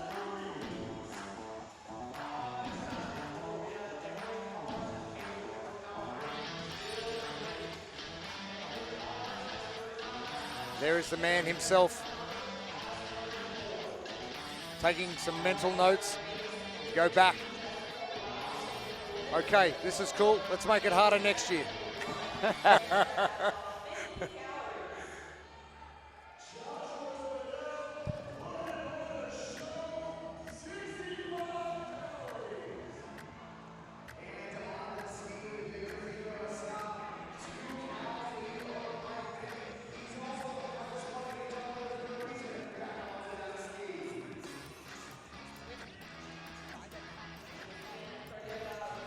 Hugo Asaf right there, 51 calories, and we still have 5 minutes left to go. Oh, just a relentless pull. Look at that, so much that he's putting into each and every single one of those strokes.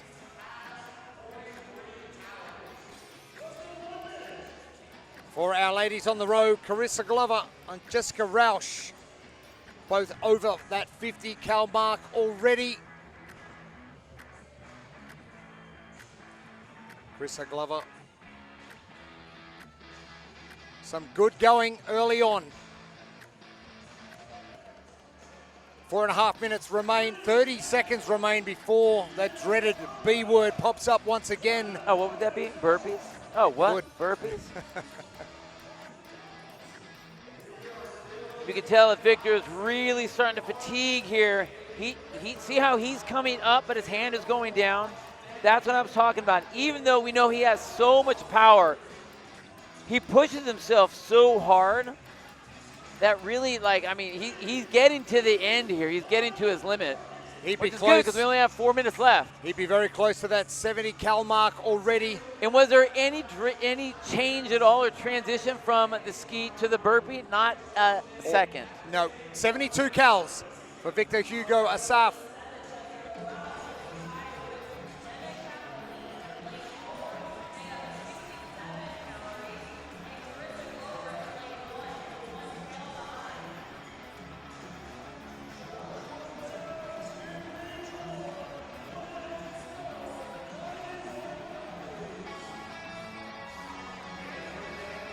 Meredith Sorensen. Oh, you're loving the shirt. I'm loving the power of this pull. Oh, how good. That's a great drive. And look the way she's leaning. She's leaning back, and then immediately the hand comes right off the chest. And then the knees don't bend until the handle gets right to the knees. Legs, back, knee, or legs, back, arms, arms, back, legs. Irene Minondi. Annie Bridegroom alongside to the right of screen.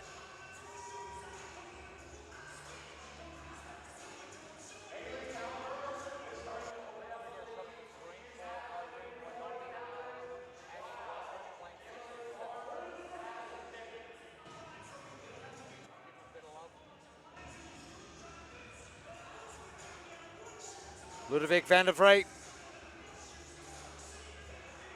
one of our taller athletes in the field.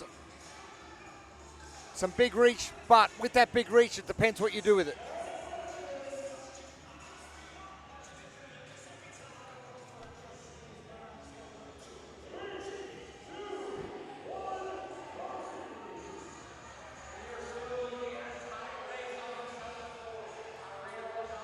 And the final time coming up.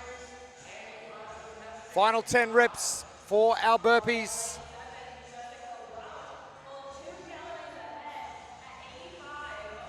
What's left in the tank for these athletes? For those on the row, they need to save a little bit more because they've got another 10 minutes coming. Yeah, they're just approaching the halfway point. Jessica Rausch hitting 85 calories on the row for the Neuro Major Division. She's in lane number 7. Irene Wanondi, 67 now, 68 calories. Some great going from Irene. Victor Hugo Asaf, 88 ski calories. Brian Knights to the far left on the ski. There's Alan Castana.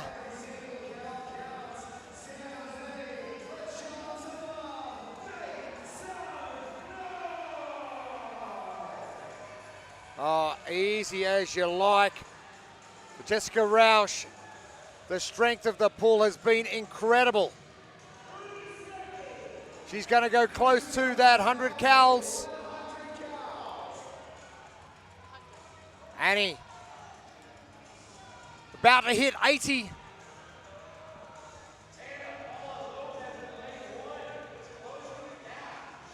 Victor Hugo Asaf on the opposite side of the competition floor, hitting 100 cals.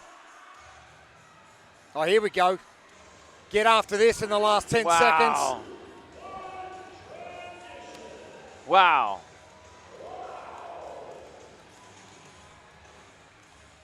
Poof. That was wild. That was wild.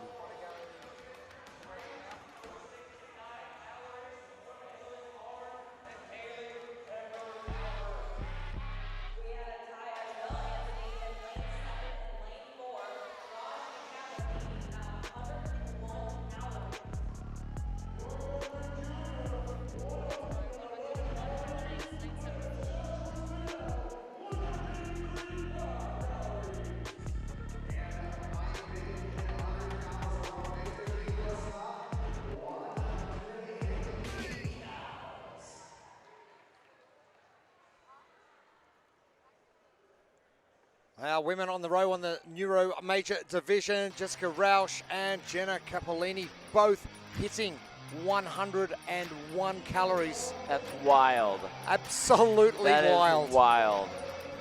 I mean, the power that you need to put into that to be able to pull that is incredible. And it's not even just the power on a handful of strokes. It's non-stop. But, you know, we've been talking about this all afternoon long here. Our Reboot 2.0, we have a 10-minute max calorie row. And just to stop you, every 2 minutes or so, you got to do 10 burpees. Take a 2-minute rest. And then our second scored element of this, 10-minute max calorie ski. And then every 2 minutes, do another 10 burpees. You know, just doing some burpees.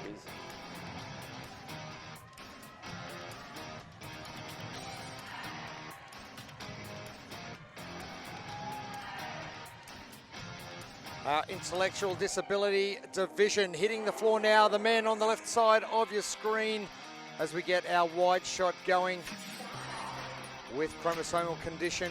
And on the right-hand side, we have got with and without chromosomal condition.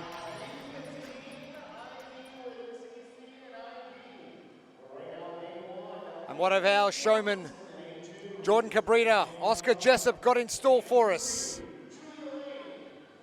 Mike Egan, let's head down to the floor with Victor Hugo Asaf.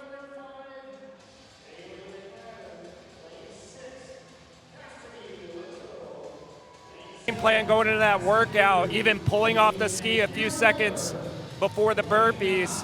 How do you feel your performance was leading into that, and were you able to exceed what you thought? I think it was a lot better than what I was expecting. I had a game plan coming in, but as soon as I started, I felt like overconfident, so I went for it. It paid off at the end, but I had a couple of no reps on the burpees. That's probably why you saw that I started a little later, but I had my damper based on what I had on my game plan, So that worked beautifully. I got more calories than what I was expecting. So yeah, overall, shout out to my coach. Just follow whatever he says, dude. All right, always shout out to your coach. So you are a veteran. You're a veteran athlete in this sport. So when you look at this sport and everything you've achieved over the years, what would you say to athletes at home watching right now, adaptive athletes that are inspired by this? What is your message to them to get them to come out and try this? Don't hesitate. If you have it in your head, go for it. It might be the best decision ever, just like I did. I woke up one day out of the bathroom and I was like, I need to take my life back. An accident is not gonna set me back. Yeah, I was depressed and everything, as you know, natural. But from the struggle, you know, beautiful things are born. So don't take it for granted. You might have another chance, another opportunity in life to try something new. Might this be the first step? Just go for it. Don't ever hesitate and don't doubt yourself. I love that. Struggle is growth, in my opinion, and what you've been able to do out here on this competition floor has inspired so many people, and can't wait to see what you do the rest of the weekend, man. I appreciate it, man. Thank you. All right, Victor, everyone. Can you get any better? Can you get any better than that? Was that like a commercial or an interview? Because, like, that was about as inspiring as you can get. Every single thing that he said was exactly true. One, talking about the struggle, talking about what you can do, talking about, you know, what it takes to, you know, trying to get your life back and taking that step and not doubting yourself. Beautiful. That was amazing. Great to have him back on the competition floor as well. Absolutely. After taking a break last year. We've missed him. Oh, man, totally. That was I'm sure his fantastic. competitors haven't. Right. We have got 6.5 minutes left of this one. It is heat 14 and 15.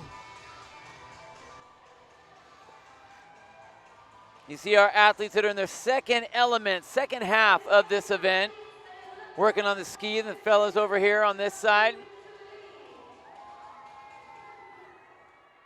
Tobias Abkis right there. Akpas on the left-hand side of your screen. On the right-hand side of your screen right there, Cassidy Lunsog. Big, long drives. Taller athlete being able to use those legs. Trying to get everything you can out of that right before we get into our 2-minute burpee set, 10 reps.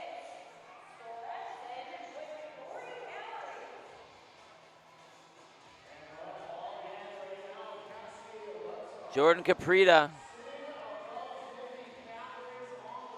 working through his burpees.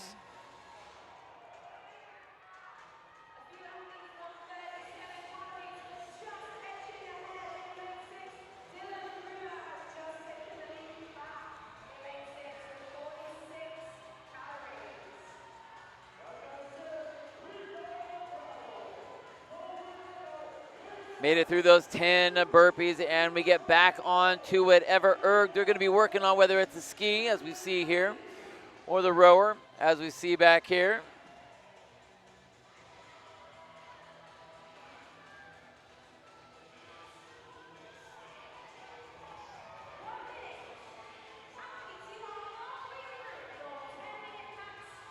Nevin Smith working through his burpees, getting put back in to the rower, strapping up those feet and the feet straps.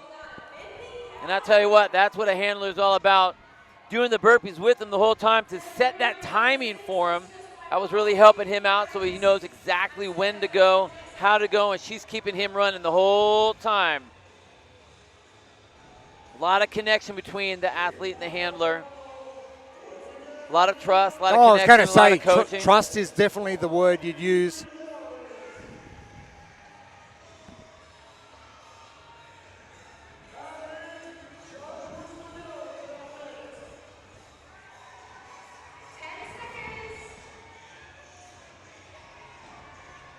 And we're just about getting into our last two of our burpees. which means we have 4 minutes left to go. Those on the skiers are excited. Those on the burpees, on the rower, just about to get to that halfway point. Again, this is what we were talking about right here. That athlete and handler relationship. It's special. It has to be. I mean, when you are a athlete and you have a coach, there's an element of vulnerability for the athlete, and the coach needs to know that athlete so that they can speak right to their soul. So that's exactly what we're seeing here. Beautiful symbiotic relationship, both helping each other out.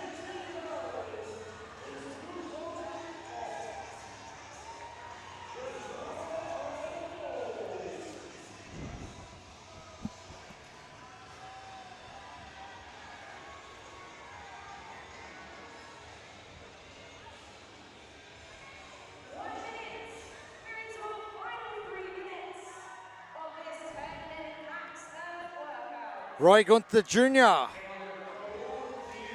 Talk about power play.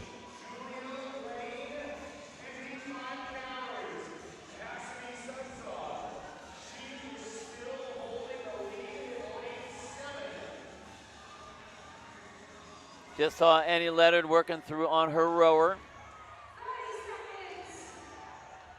And we're just about ready to get into our final portion of burpees for our skiers. And just about before we can get to our final set and then into our break for our rowers that are out there on the floor. Sorensen, steady but solid. Tracy Bartalo bending over a little bit, but not bad play from Tracy Bartalo because those last couple of strokes that were low, shoulders were below hips, but she was ready for the burpee. Let the handles go. She's down. Mean, snap it down. Not on my skiers. Snap them down and they get right into that burpee. Very protective of your skier. I mean, hey, I don't want to have to repair those things.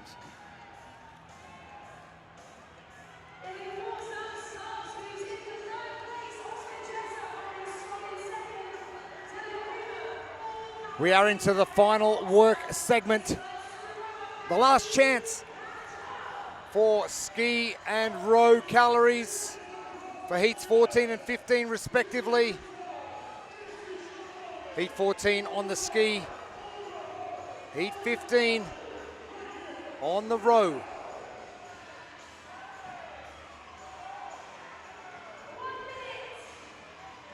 Final 60 seconds coming up now.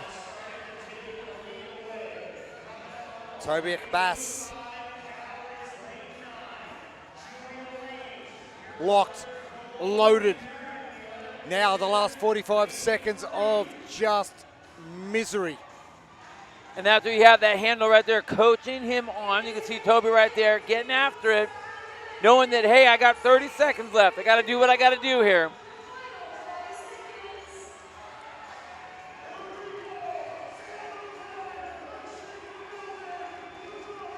Jesus Carrasco, Kevin Araya on the inside.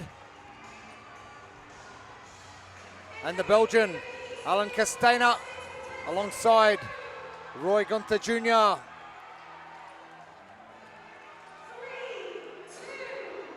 Oscar Jessup giving that absolutely everything. And the big blink, yep. Oh, man, I get it. I feel you, brother. I feel you. That hurts. Might not be too much twerking going on this afternoon after this one. Not after that one, no way.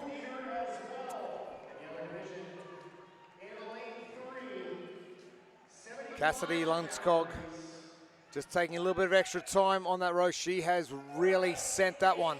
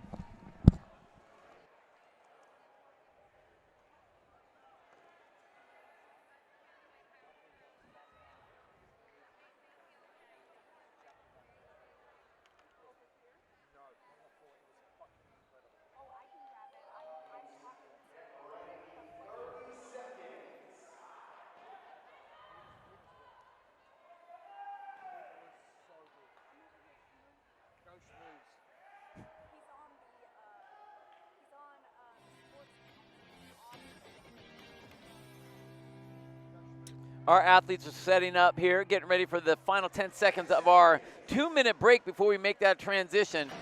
Those athletes that were on the rower move themselves on over to the ski, because, you know, You've just let's go upright with it. Painted a wonderful picture. That's what we do. That's what I'm here for.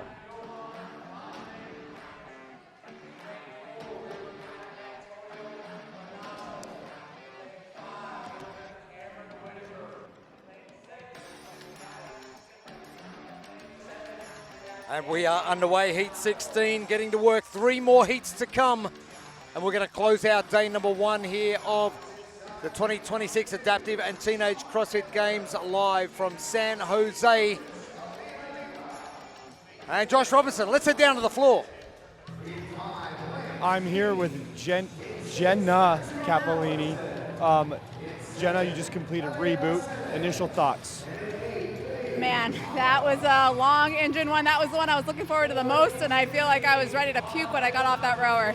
But that was a good one.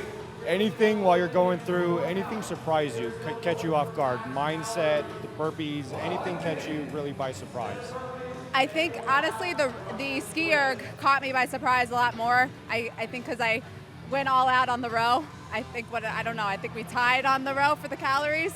So I was definitely feeling it by the time I got to the erg. Okay, and so after 2 workouts down in day 1, what does recovery look like for you? You and I spoke yesterday. You're dealing with cerebral palsy. That's your impairment. That's why you're here. What does recovery look like for you going into day 2?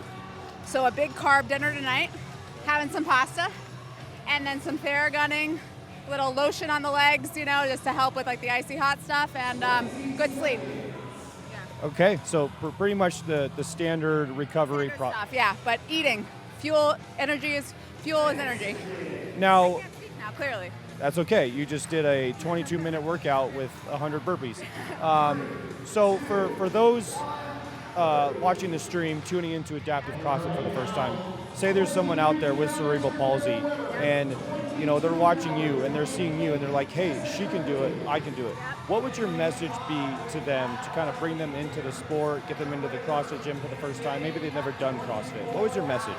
Don't limit yourself. CrossFit is scalable. Anybody can do it. So don't be scared to step into that gym.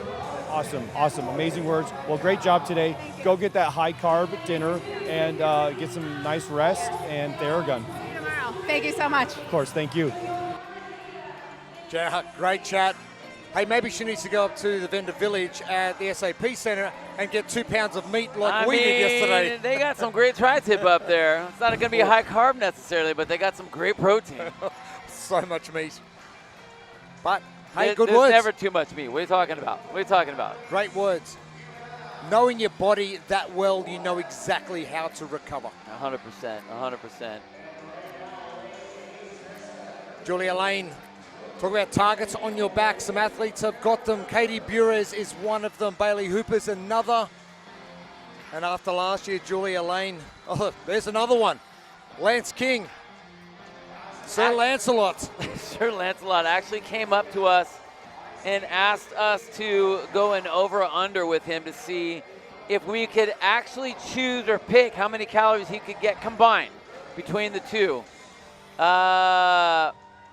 You went overs. I went over because he said 205. I think he's a big boy. I think he can get more than that. But he didn't give me the option to go overs either. I know, you didn't get a chance to go under. So I have to go 204. I know. I think that's good. I think you got in early. Good.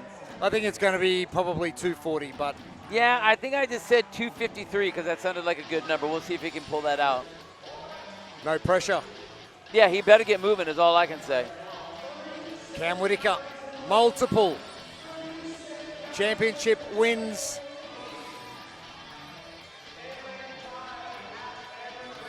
So obviously with our seated athletes here, we're going to do a Russian twist with that med ball. Oh, there he is again. Kevin Ogar in the background watching. Antonio Bonanno.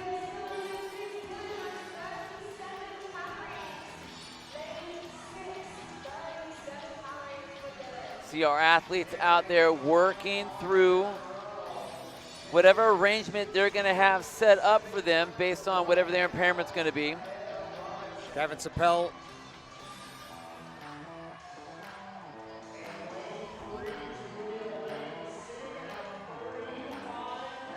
Bailey Pappas.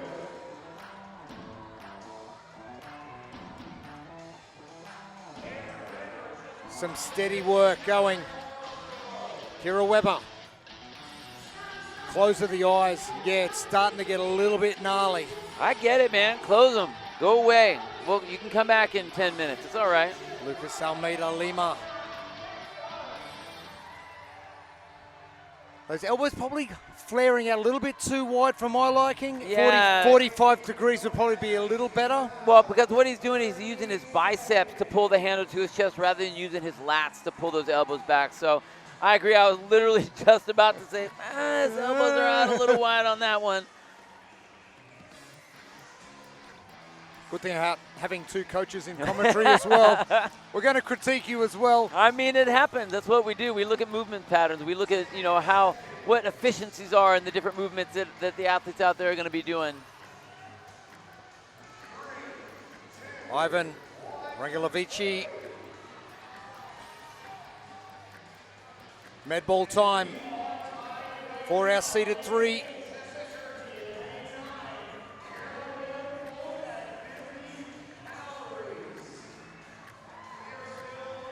Jessica Jansen, bit of a snake on that burpee as well. You know what? That's okay. Like, I know that's probably not resting a little bit too long, maybe. Well, okay. The thing with burpees, it's kind of interesting. They never tell you how to get down. I don't care how you get down. Just get your chest and your hips and your thighs to touch the ground. And I don't care how you get up. Now, and we'll get back to the burpees here. But Cam Whitaker, the coach in me wants to critique all over this. The realist in me knows that every time Cameron grabs anything with his hands, he's going to rip the crap out of it, and he's going to not stop. So he's going to get crazy with it, and I probably couldn't even say, hey, this efficiency, whatever, dude, just go. Go for your 2 minutes. But going back to these burpees here, it doesn't really matter how you get down. It doesn't really matter how you get up. There are some ways to make it a little bit faster. But if you are going to snake a little bit, what does that do? That lightens the load on your chest and on your arms. So what the heck? I say go for it. Oscar Jessup's coach there, Tommy Woodham, just grabbing Oscar's hands, putting them on the handle and said, let's go. Go. No more time. Attach and go. No more time to rest. Anthony Monaco.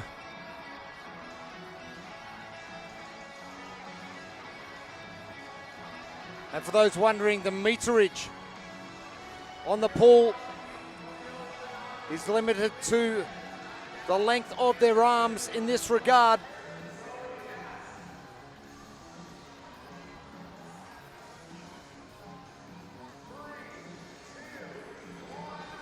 And the final burpees, the final med balls.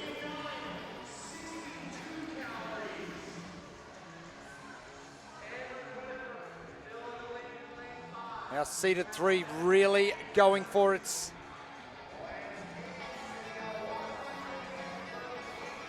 Cam Whitaker.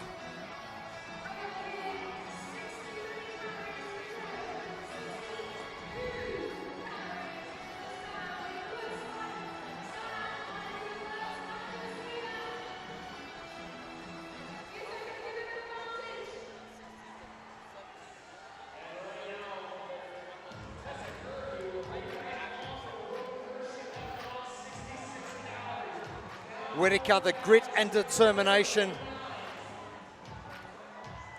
I love how the sport of wheelchair rugby has attracted someone like Cam Whitaker to it, but still it's going to benefit him in his training to compete here as well. I think, athletics is athletics, right? And that competitive spirit, you get that oozing like that, you have to have an outlet. So I'm glad he has a variety of different outlets for it. 1, 2, 6.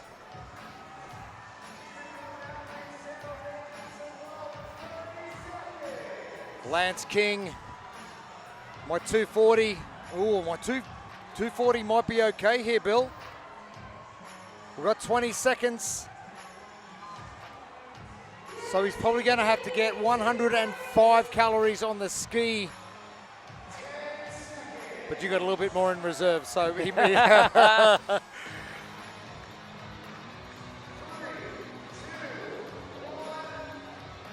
Gavin says that's enough.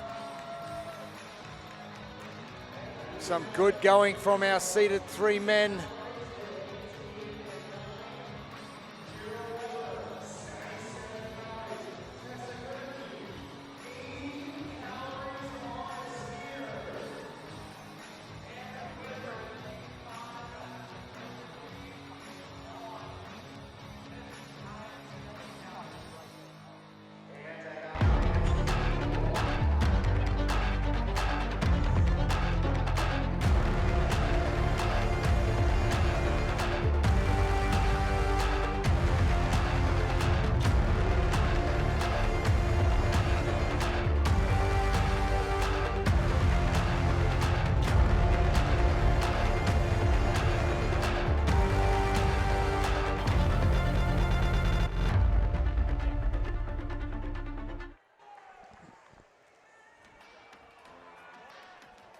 Day 1 of the 2026 Adaptive and Teenage CrossFit Games coming to a close. Only a couple more heats to go.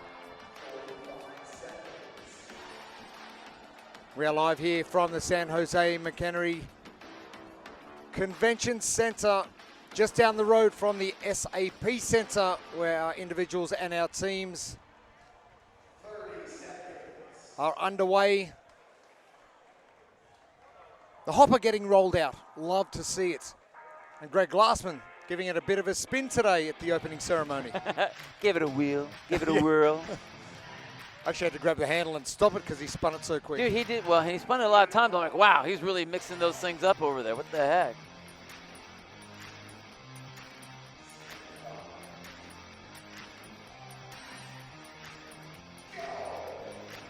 Athletes underway.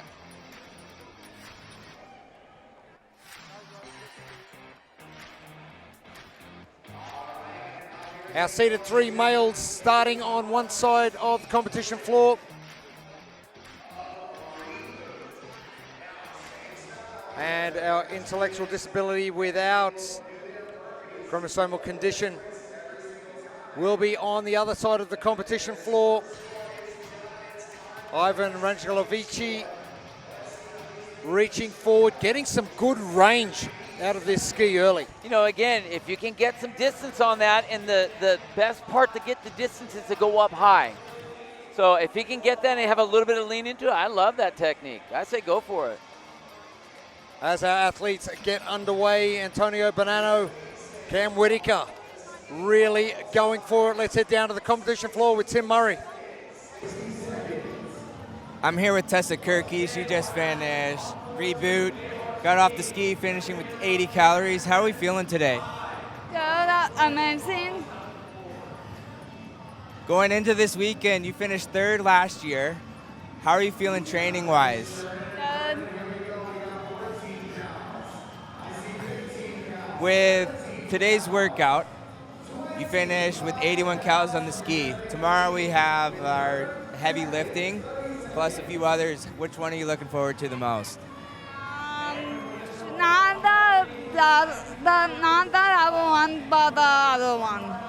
Yeah, you want to do the heavy lift, huh? Everybody loves the heavy lift. I'm ready. Yeah, you ready? Okay. All right. Glad to have you, Tessa. Always good to see you. Can't wait to see what you do tomorrow. Thank you. You're welcome. Thank you, Tim. Tessa Kirky, looking forward to the lift just like pretty much everybody else in the entire field. Cam Whitaker, I'm sure he's looking forward to it as well.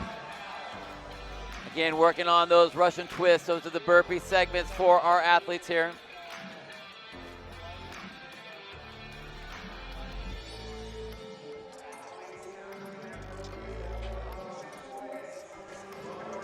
Cam Whitaker knows a thing or two about pushing and pulling. I mean, a little bit. The guy, he moves everything with reckless abandon. And I think that's probably the rugby element of him. He just, sounds bad, he doesn't care. he just grabs and goes. Whether it's the barbell, whether it's the handles, whether it's whatever, he just grabs and just rips it.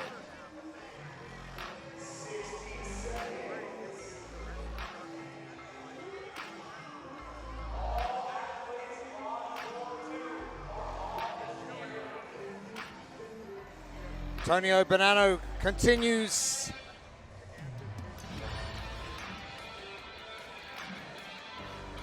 And if you're wondering about the effort level of their power output, there it is. It's at about 99.5%. It's high. And the fact that they've had to do this for the last nearly 17 minutes. Now, Mr. King right there, again, big strokes. And here's the thing. If I really wanted to win my bet, I'd be coaching him to say smaller strokes. Pull straight down. Don't have that big backswing. Just pull straight down. So Lancelot, we need 105. That's all. Come on, brother. Come on now. Ben just stop. 240's the number. Gavin. Oh, working super hard.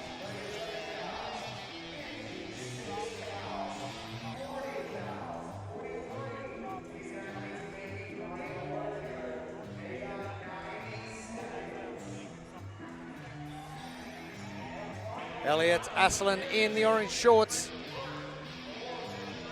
Max Morrison all chasing down Lance King. Lucas Almeida Lima and Sean Miller. 4 to go still for Sean Miller. Judge's hand is in the air still.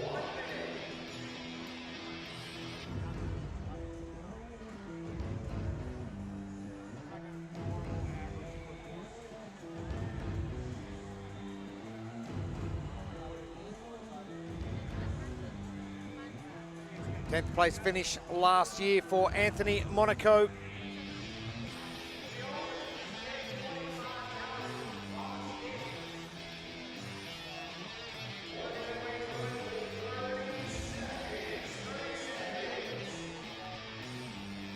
Lance King hitting 71 calories right now. We're approaching 4.5 minutes left.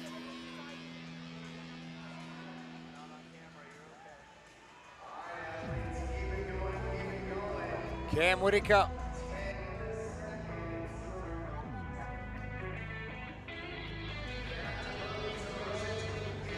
Oh, this is very similar to what we saw 2 years ago.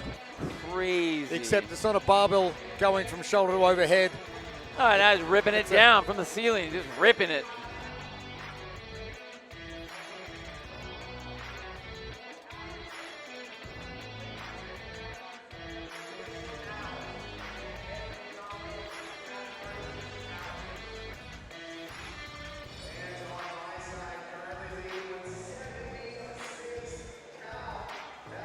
Elliot Aslan.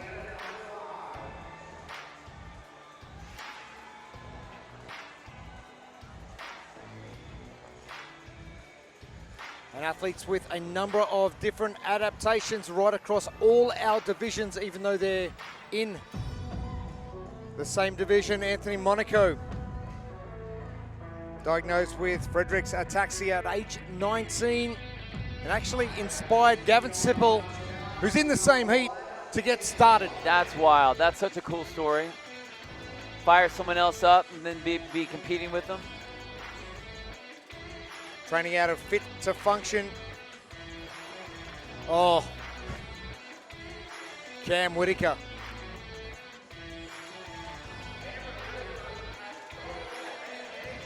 Even if he wasn't an Aussie, I'd still adopt him, I reckon. Max Morrison. Antonio Bonanno continues.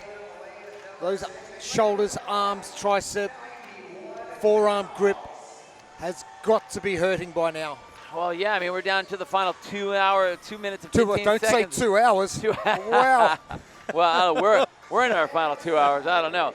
These guys, final 2 minutes of work of this 22-minute event.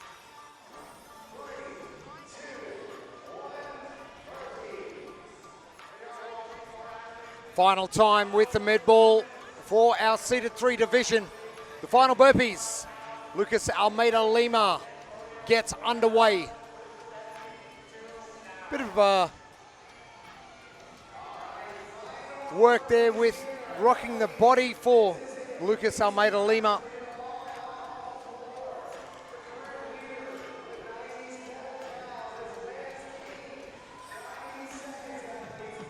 Third time back for Monaco.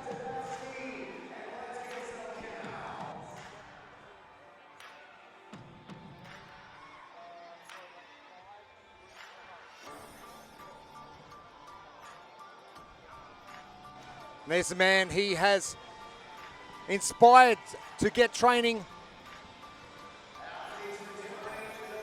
Maybe a little bit of regret by now.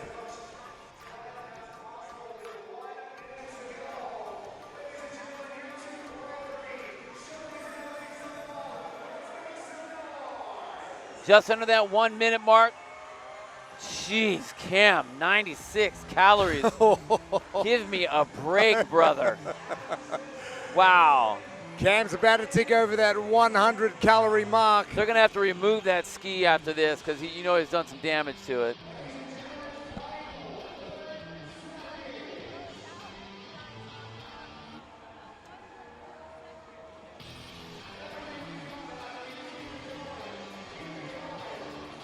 We are getting close. Lance King at 115 on the calories. That's right. Lance, what are you doing?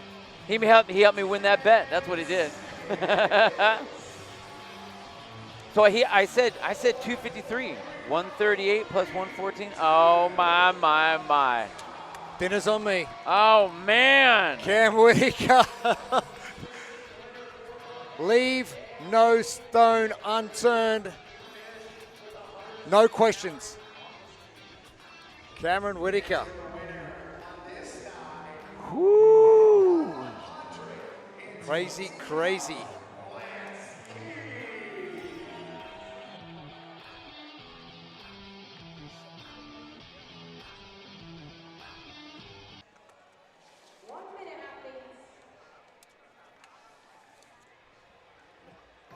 Final 2 heats on the way. Heat number 17. It is our seeded 2 division.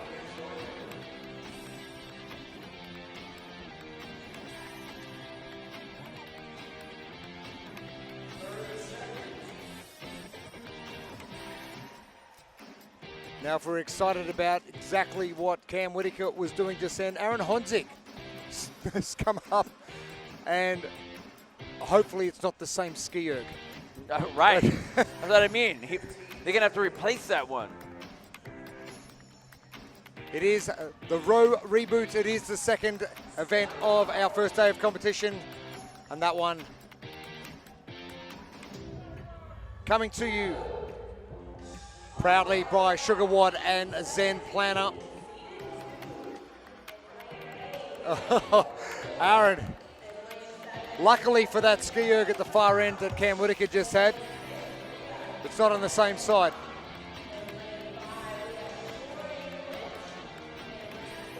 Hunting right there just ripping it up, but you know, we'll get back to him. We'll get back there in a second. He's got 10 minutes. He's got 10 minutes. And let's head down to the competition floor once again. We've got Sir Lancelot's. Lance, you just went through this workout. We had 10 minutes of rowing, 10 minutes of skiing with some burpees in there. Take me through your thought process as you started this workout, going through it. Oh man, it was really a grind. Man, like, I kind of went a little high, but like, was trying to keep it consistent, you know? What part of the workout got the most difficult for you, and how did you adjust to that? Just trying to keep it, you know, 1,200 to 1,300 a pull, just to keep it consistent, you know. Between the two, ski erg Actually, between the three, ski erg, burpees, and rower, which one's your favorite? Oh, definitely the ski erg in the roll, man. As we go into the next tomorrow, day 2, what workout are you looking forward to the most? Definitely the 2-rep max hang snatch. I think everyone's looking forward to that, man. Well, great job, crushed it. We'll see you tomorrow. Get some food in you and some water. For sure. Thank you guys so much. Thank you all. Goal Adventure Weights, CrossFit, woo! Nice work from Lance King once again. We have our ladies over here working on their element of the ski. And then they take that break, locking up those handles while they go for their Russian twists. Bounce on each side, yep. Fabrizio Tavera.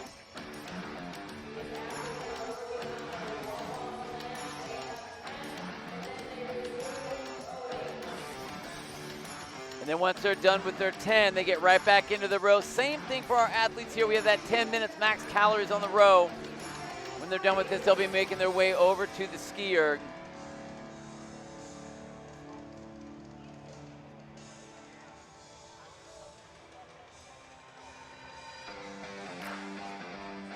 Shelley. Now, big hip hinge for Shelley. Getting in as close as she can. Well, okay, her coach Aaron having to duck down. Duck out of the way, duck out of the way. Now, again, I think that's something you're going to have to practice what Shelley's doing. She is going way back, but for her, she might be able to keep it where she's still pulling power on that cable. If she's able to keep it consistent all the way through and she can add that extra foot by leaning way back like that, I say go for it. Elizabeth Foster with the event win in the first event of the day this morning. It's been a very big afternoon of competition. Jasmine Mock.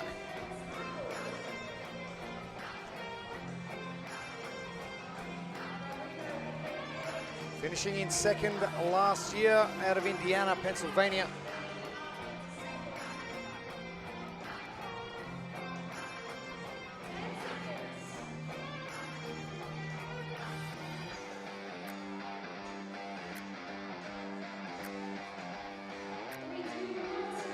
And burpees on the way. Our final heat's coming up shortly. It is going to be heat number 18. And our seated one division are going to wrap things up for us. A big first day of competition. Our teenagers getting things started this morning. And our adaptive athletes finishing things off. It is the divisional CrossFit Games of 2026 right throughout this week at the San Jose McHenry Convention Center. Plenty happening at the Convention Center as well next door. Yes, there is. Yes, there is. You know, one of the things that I really enjoy about what we've been watching with the adaptive athletes, their competition is, and they do the same thing within the majority of like CrossFit competitions anyway, is they're looking for functional movements, things that you do on a regular, everyday,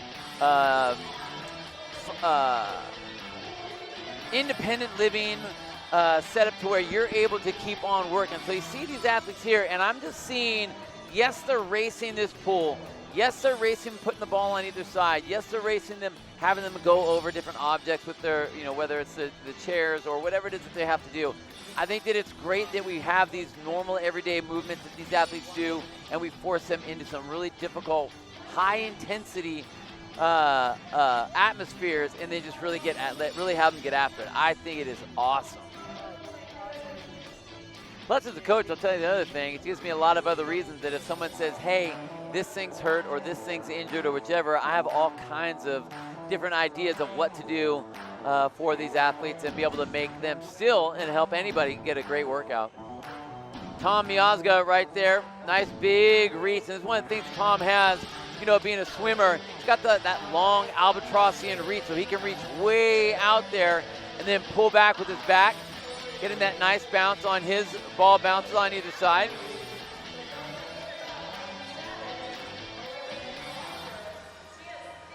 Nice movement there, going side to side. I think I actually really like the way she has her bounce a little bit better. It's not as high, not as slow. So, I mean, I think that technique was great.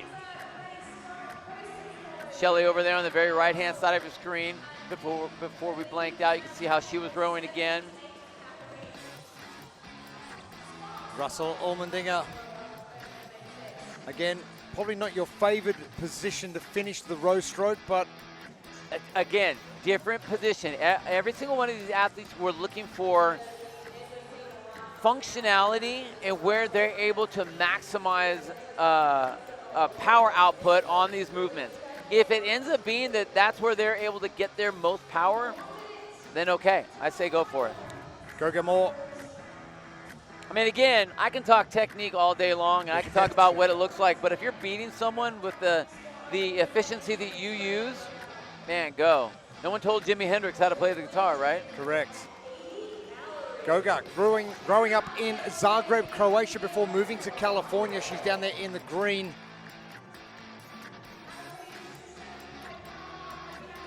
Aaron Honzik.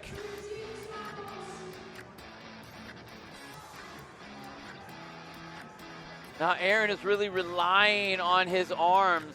You see him slowing down here a little bit more, going with more of a pull. I like when he does that a little bit more. I wish he would have done that a little earlier. I mean, granted, we're coming into about the final 2 minutes, so he is fatigued. And that right there was what he's trying to do with that quick stroke of the arm, trying to relax his back just a touch. Honzik on the bottom left. Elizabeth Foster, top left, top right, Russell Allmendinger, and bottom right, Shelley Chrono.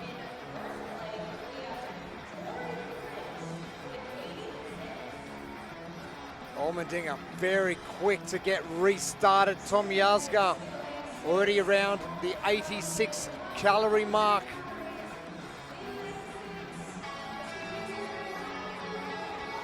Honzik, Miazga, Allmendinger. About to hit 90 calories. Wow. Is that Tori Clinch?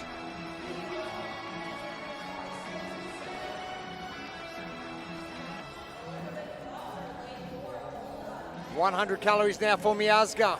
Well ahead of what I thought.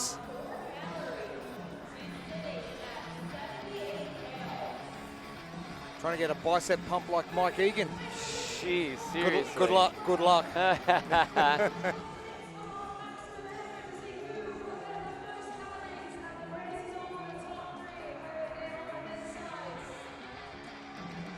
Jasmine Mock.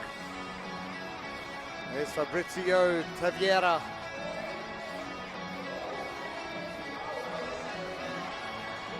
Wow, talk about that sort of pumping up right there, yelling in your ear, get yourself moving. Final 30 seconds. You know what? I would need to have my coach yelling in my ear too, getting him fired up to keep moving.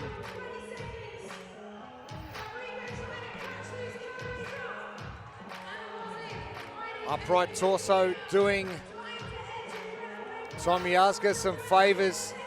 And just having a look around, and he's in that position where he can see everyone else's display, including Aaron Honzik and Russell Allmendinger. So a benefit for Miazga with the way the lanes have been set out. Yeah, for sure. And he looked very calm. Kind of coasted into the finish there a little bit. So probably knew that he'd done enough with the rope, and he knows what he can do with the ski. The problem with the ski, he won't be able to see what exactly. the other athletes are. That is a big difference, yeah. That is a very big difference. Aaron Honzik, look out. Can't wait for that one. Nina Alexandriou making her way to the ski, and Katarzyna Gutzva.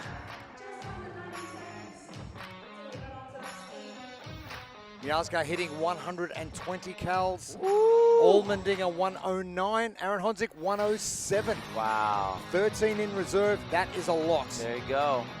There you go.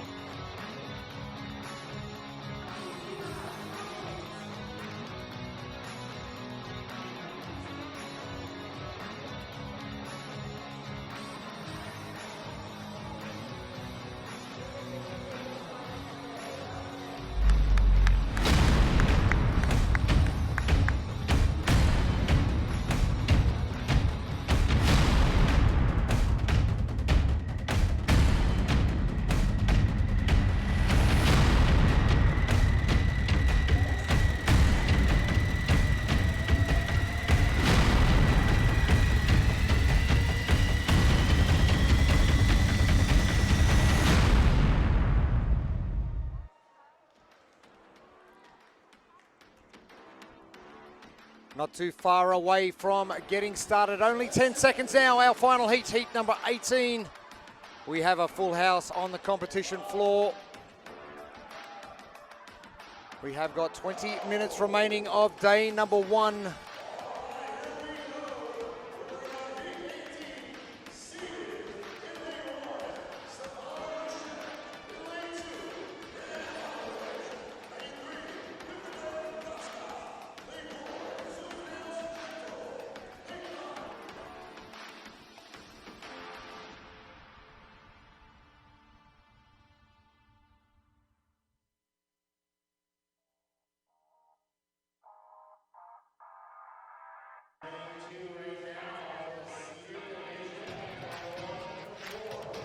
Andrew Wilson.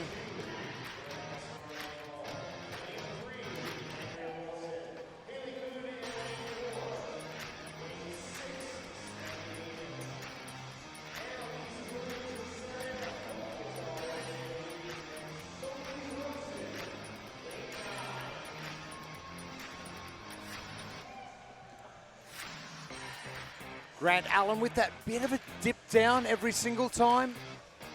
Now I don't know if I like him going down to where he's touching onto the box like that, just because it ends up being a snap, so he doesn't get that recoil out. Shorten it up just a little bit, and I think he'll be able to keep the tension on that strap, which is really what you want it to look like. Andrea getting that nice reach, using that length on her arm, trying to reach out as much as possible. Apologies, that was Sophie Wilson before. 2 Wilsons in the same heats. Wilson and Wilson. It is Andrea Wilson. And Sophie Wilson from the UK, the Matt Hampson Foundation. Battling it out with Hope Cattell, Annalise Williams, and Stephanie Aiden.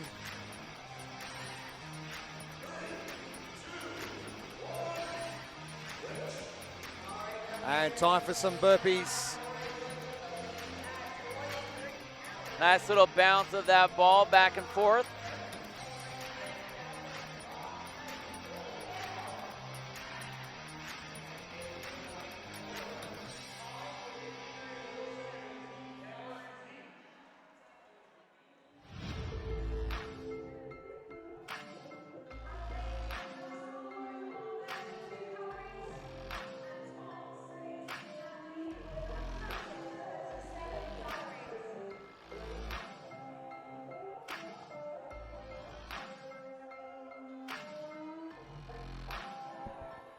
We have a big battle going on with Allmendinger and Tom Miazga. Tom up by about 5 calories. Tom over in lane number 6 on the men's side. There's Sophie Wilson working on the row.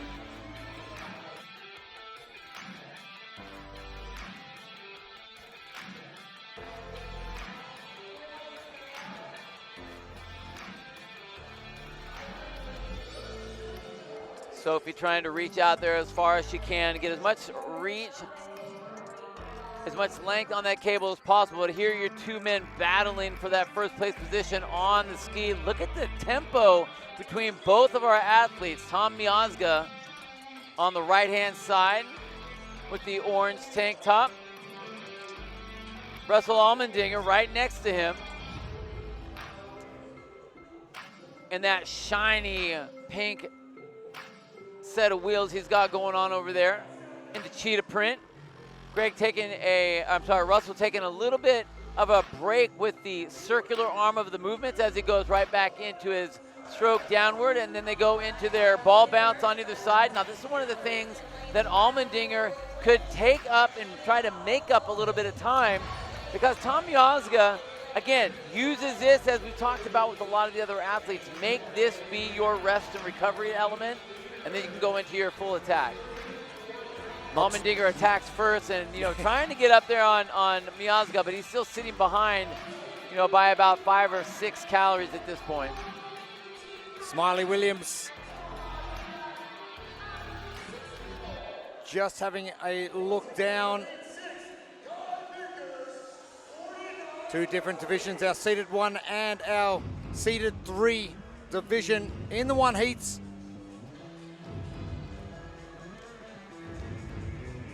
for our seeded 2. Jasmine Mock and Shelley Chrono and Miazga. All business again. Miazga with a 12-calorie lead after the last break, 52 apiece for Honzik and Allmendinger. Allmendinger with a little bit more of a higher stroke rate next to Miazga. 12's a lot to catch up on. It's 100%. I get it, but you got to do what you got to do, right? The only way you're going to be able to do that is you got to pick up the tempo, and you need each one of those strokes to get a lot more in the tank. But this right here with Allmendinger, I mean, he's moving the wheel, but he's not getting anything out of that. See Miazga just up above him, still getting longer strokes, so he has a lot more power. Right here's where Allmendinger is going to be able to make that up, but he's going to have to stay here, and I just don't know if he has the gas to catch Tom.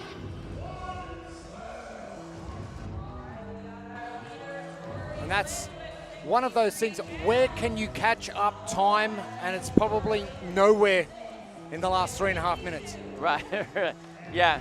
We had to do that in the beginning. Catch up is a tough one. Malo, Peterson, Marsak.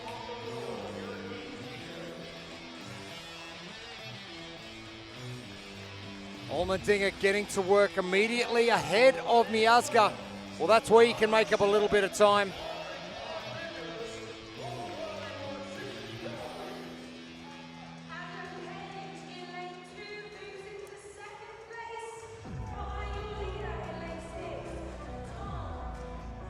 Hope Cattell.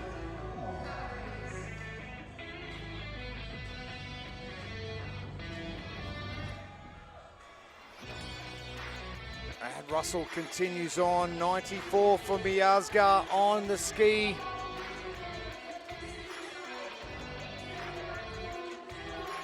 Less than 3 minutes in total for heat number 17 on the ski on both ends of the arena. Kai Vickers really hunched over position. There's Goga Moore.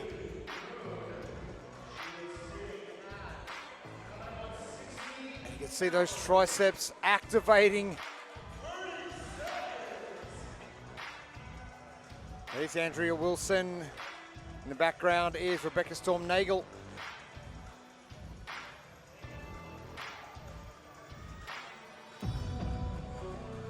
Again with Andrea, we're coming into our about final 2-minute segments here where they'll be getting into their last set of their burpee-ish element in about 5. And all these athletes are trying to get as much power on that cable, as much distance as they can. But the more than anything now, they're just trying to not let anything go wrong and stay on as long as they can.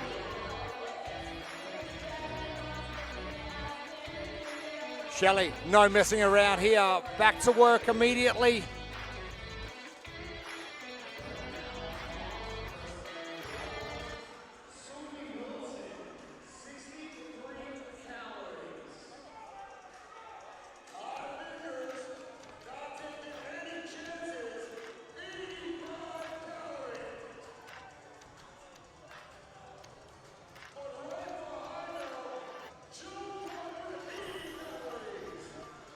Kai Vickers ticking over 85 calories on the row. Sophie Wilson.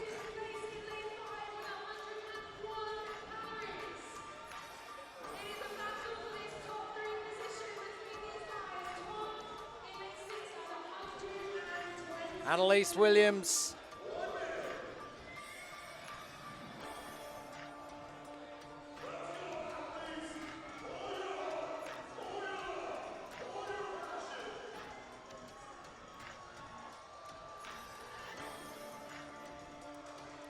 Russell Allmendinger is coming home with a wet sail, but Tom Miazga has got way too much in the tank.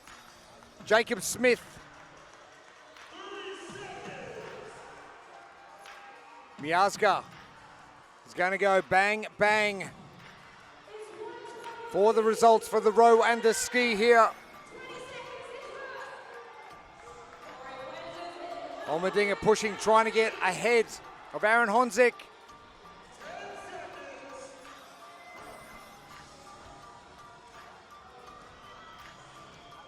And good going from our gentlemen on the ski.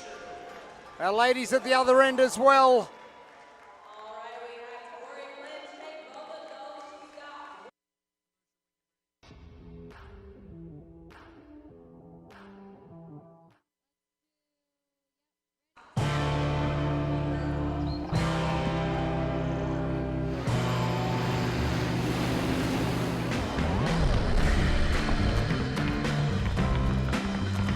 Athletes get to work.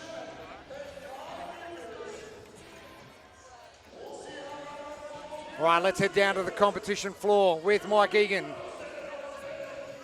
All right, I'm here with Goga Moore. We just wrapped up our day one at your first ever CrossFit Games. How are we feeling? Awesome. Unbelievable feeling. Pretty tired, but incredible. Incredible. I love it. So how does it feel competing with these other athletes for the first time out on this floor? Like seeing other athletes pushing themselves to such extremes, it's got to be a surreal feeling. It is a surreal feeling. It's amazing to see some of these like super elite athletes like crushing it, and you kind of watching and going, wow, maybe I can pick up some pointers, right? But it's amazing sharing the same floor, the opening ceremonies this morning with the able-bodied athletes and everybody together. It was unbelievable. Well, we're all athletes out here, am I right? We are, absolutely. So we actually met before, didn't we? We did. We met in Boston. We met in Boston. You were on your way to compete in the Boston Marathon, am I right? And now we're at a CrossFit competition. What happened? How do we end up here? Yeah, it's amazing. I had goals. Like there were certain things I wanted to try to accomplish. Boston was one. CrossFit Games obviously was one. Never thought I would make it here, but I kind of kept pushing it. Had some injuries, some stuff happened, but just kept coming back, and here I am. So. Well, you made it here to the CrossFit Games. I can't wait to see what you do the rest of the weekend. You're a welcome addition to the team, and get some well-deserved rest tonight. Yeah, I'm just going to have fun. That's all. I'm going to push myself to what I can do and have fun and enjoy it. That's all you need to do. All right, Goga, everybody. Thank you, Mike. Thank you, Goga. And sustaining an L1, L2 spinal injury in 2020 from a medical procedure. Former sprinter at high school, collegiate sprinter as well. But born in Zagreb, moved to California. Sit in the sun a little bit longer. There you go. Love it. You love the California sun, don't you? I do love the California sun. Yes, I do. But great to have Goga here. And how much do athletes get the bug? You go to a competition like this and it's just excitement overload and reward for hard work. How much do you get the bug, and how often does that keep knocking on the door? I think that a lot of athletes get the bug, and it's important. It's important to get that bug. I think it's exciting when you do get that bug, and then just let that just kind of flow. Just kind of let it flow. See what kind of growth you can have out of that, and just have some fun with it. Our leaders in the men's division so far: Joe Clark on 31 cals. Kai Vickers, 29. Becca Storm, Nagel. That ponytail. Oh, and the shake of the head. Can't this be over already?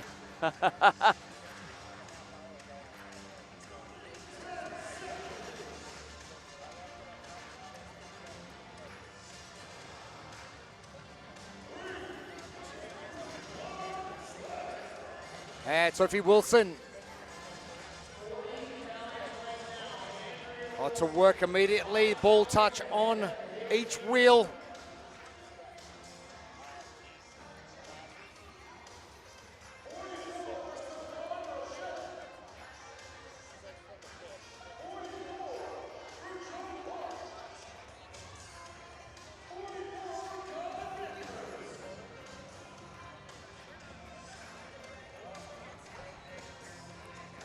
Annalise and Hope neck and neck. 44 apiece on the opposite side of the competition floor with Joe Clark and Kai Vickers. This is going to be an absolute dogfight as well for those two gentlemen.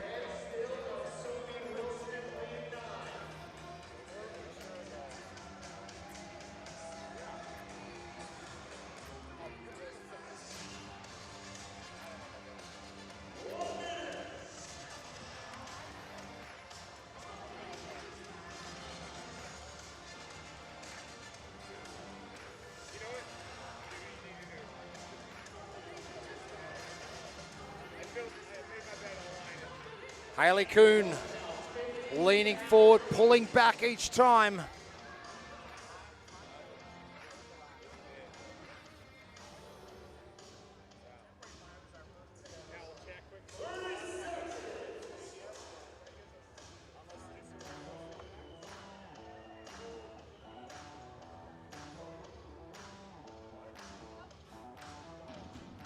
It has been an exhausting day.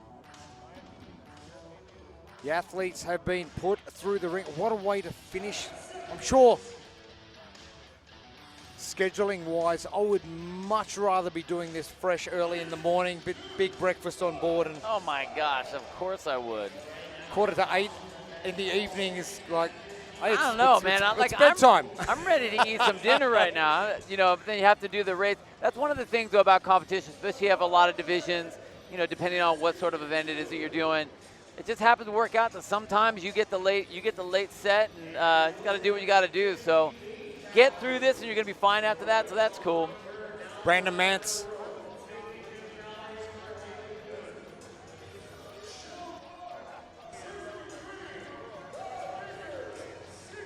Oh, the focus and drive of Andrea Wilson. Becca Storm-Nagel just alongside.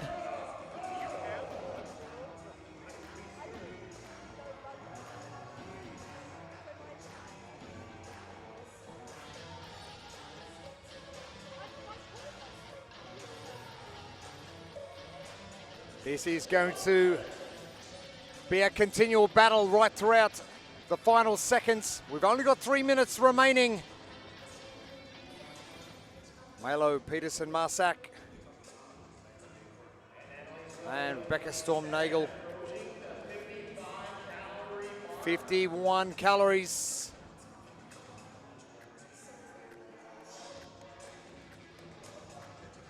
Sophie Wilson. Interesting technique, pulling those handles in close together, bringing them out wide, allowing those shoulders a little bit of reprieve. I don't know if that's just kind of almost like a swim stroke or whatever, but she's not, I mean, there is a little bit of distance, I guess you could get out of that, but I think I would just say, just tell her, I mean, she's got a great pull, just pull straight down. Like what you see Andrea doing right here. Pulling straight down on the handles. 76 calories. And the final break before the athletes finish off their second event of the first day of competition. Grand Allen.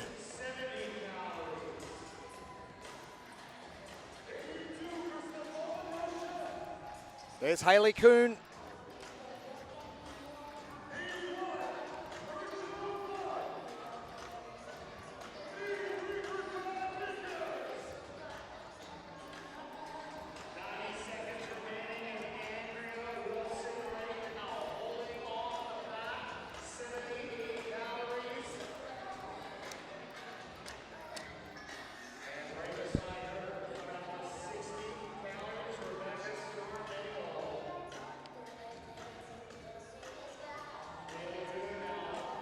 Great shots of our 4 athletes.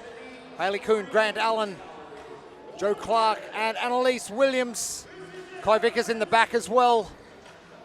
The battle between Vickers and Clark has been epic. The final 40 seconds, it is guns blazing time.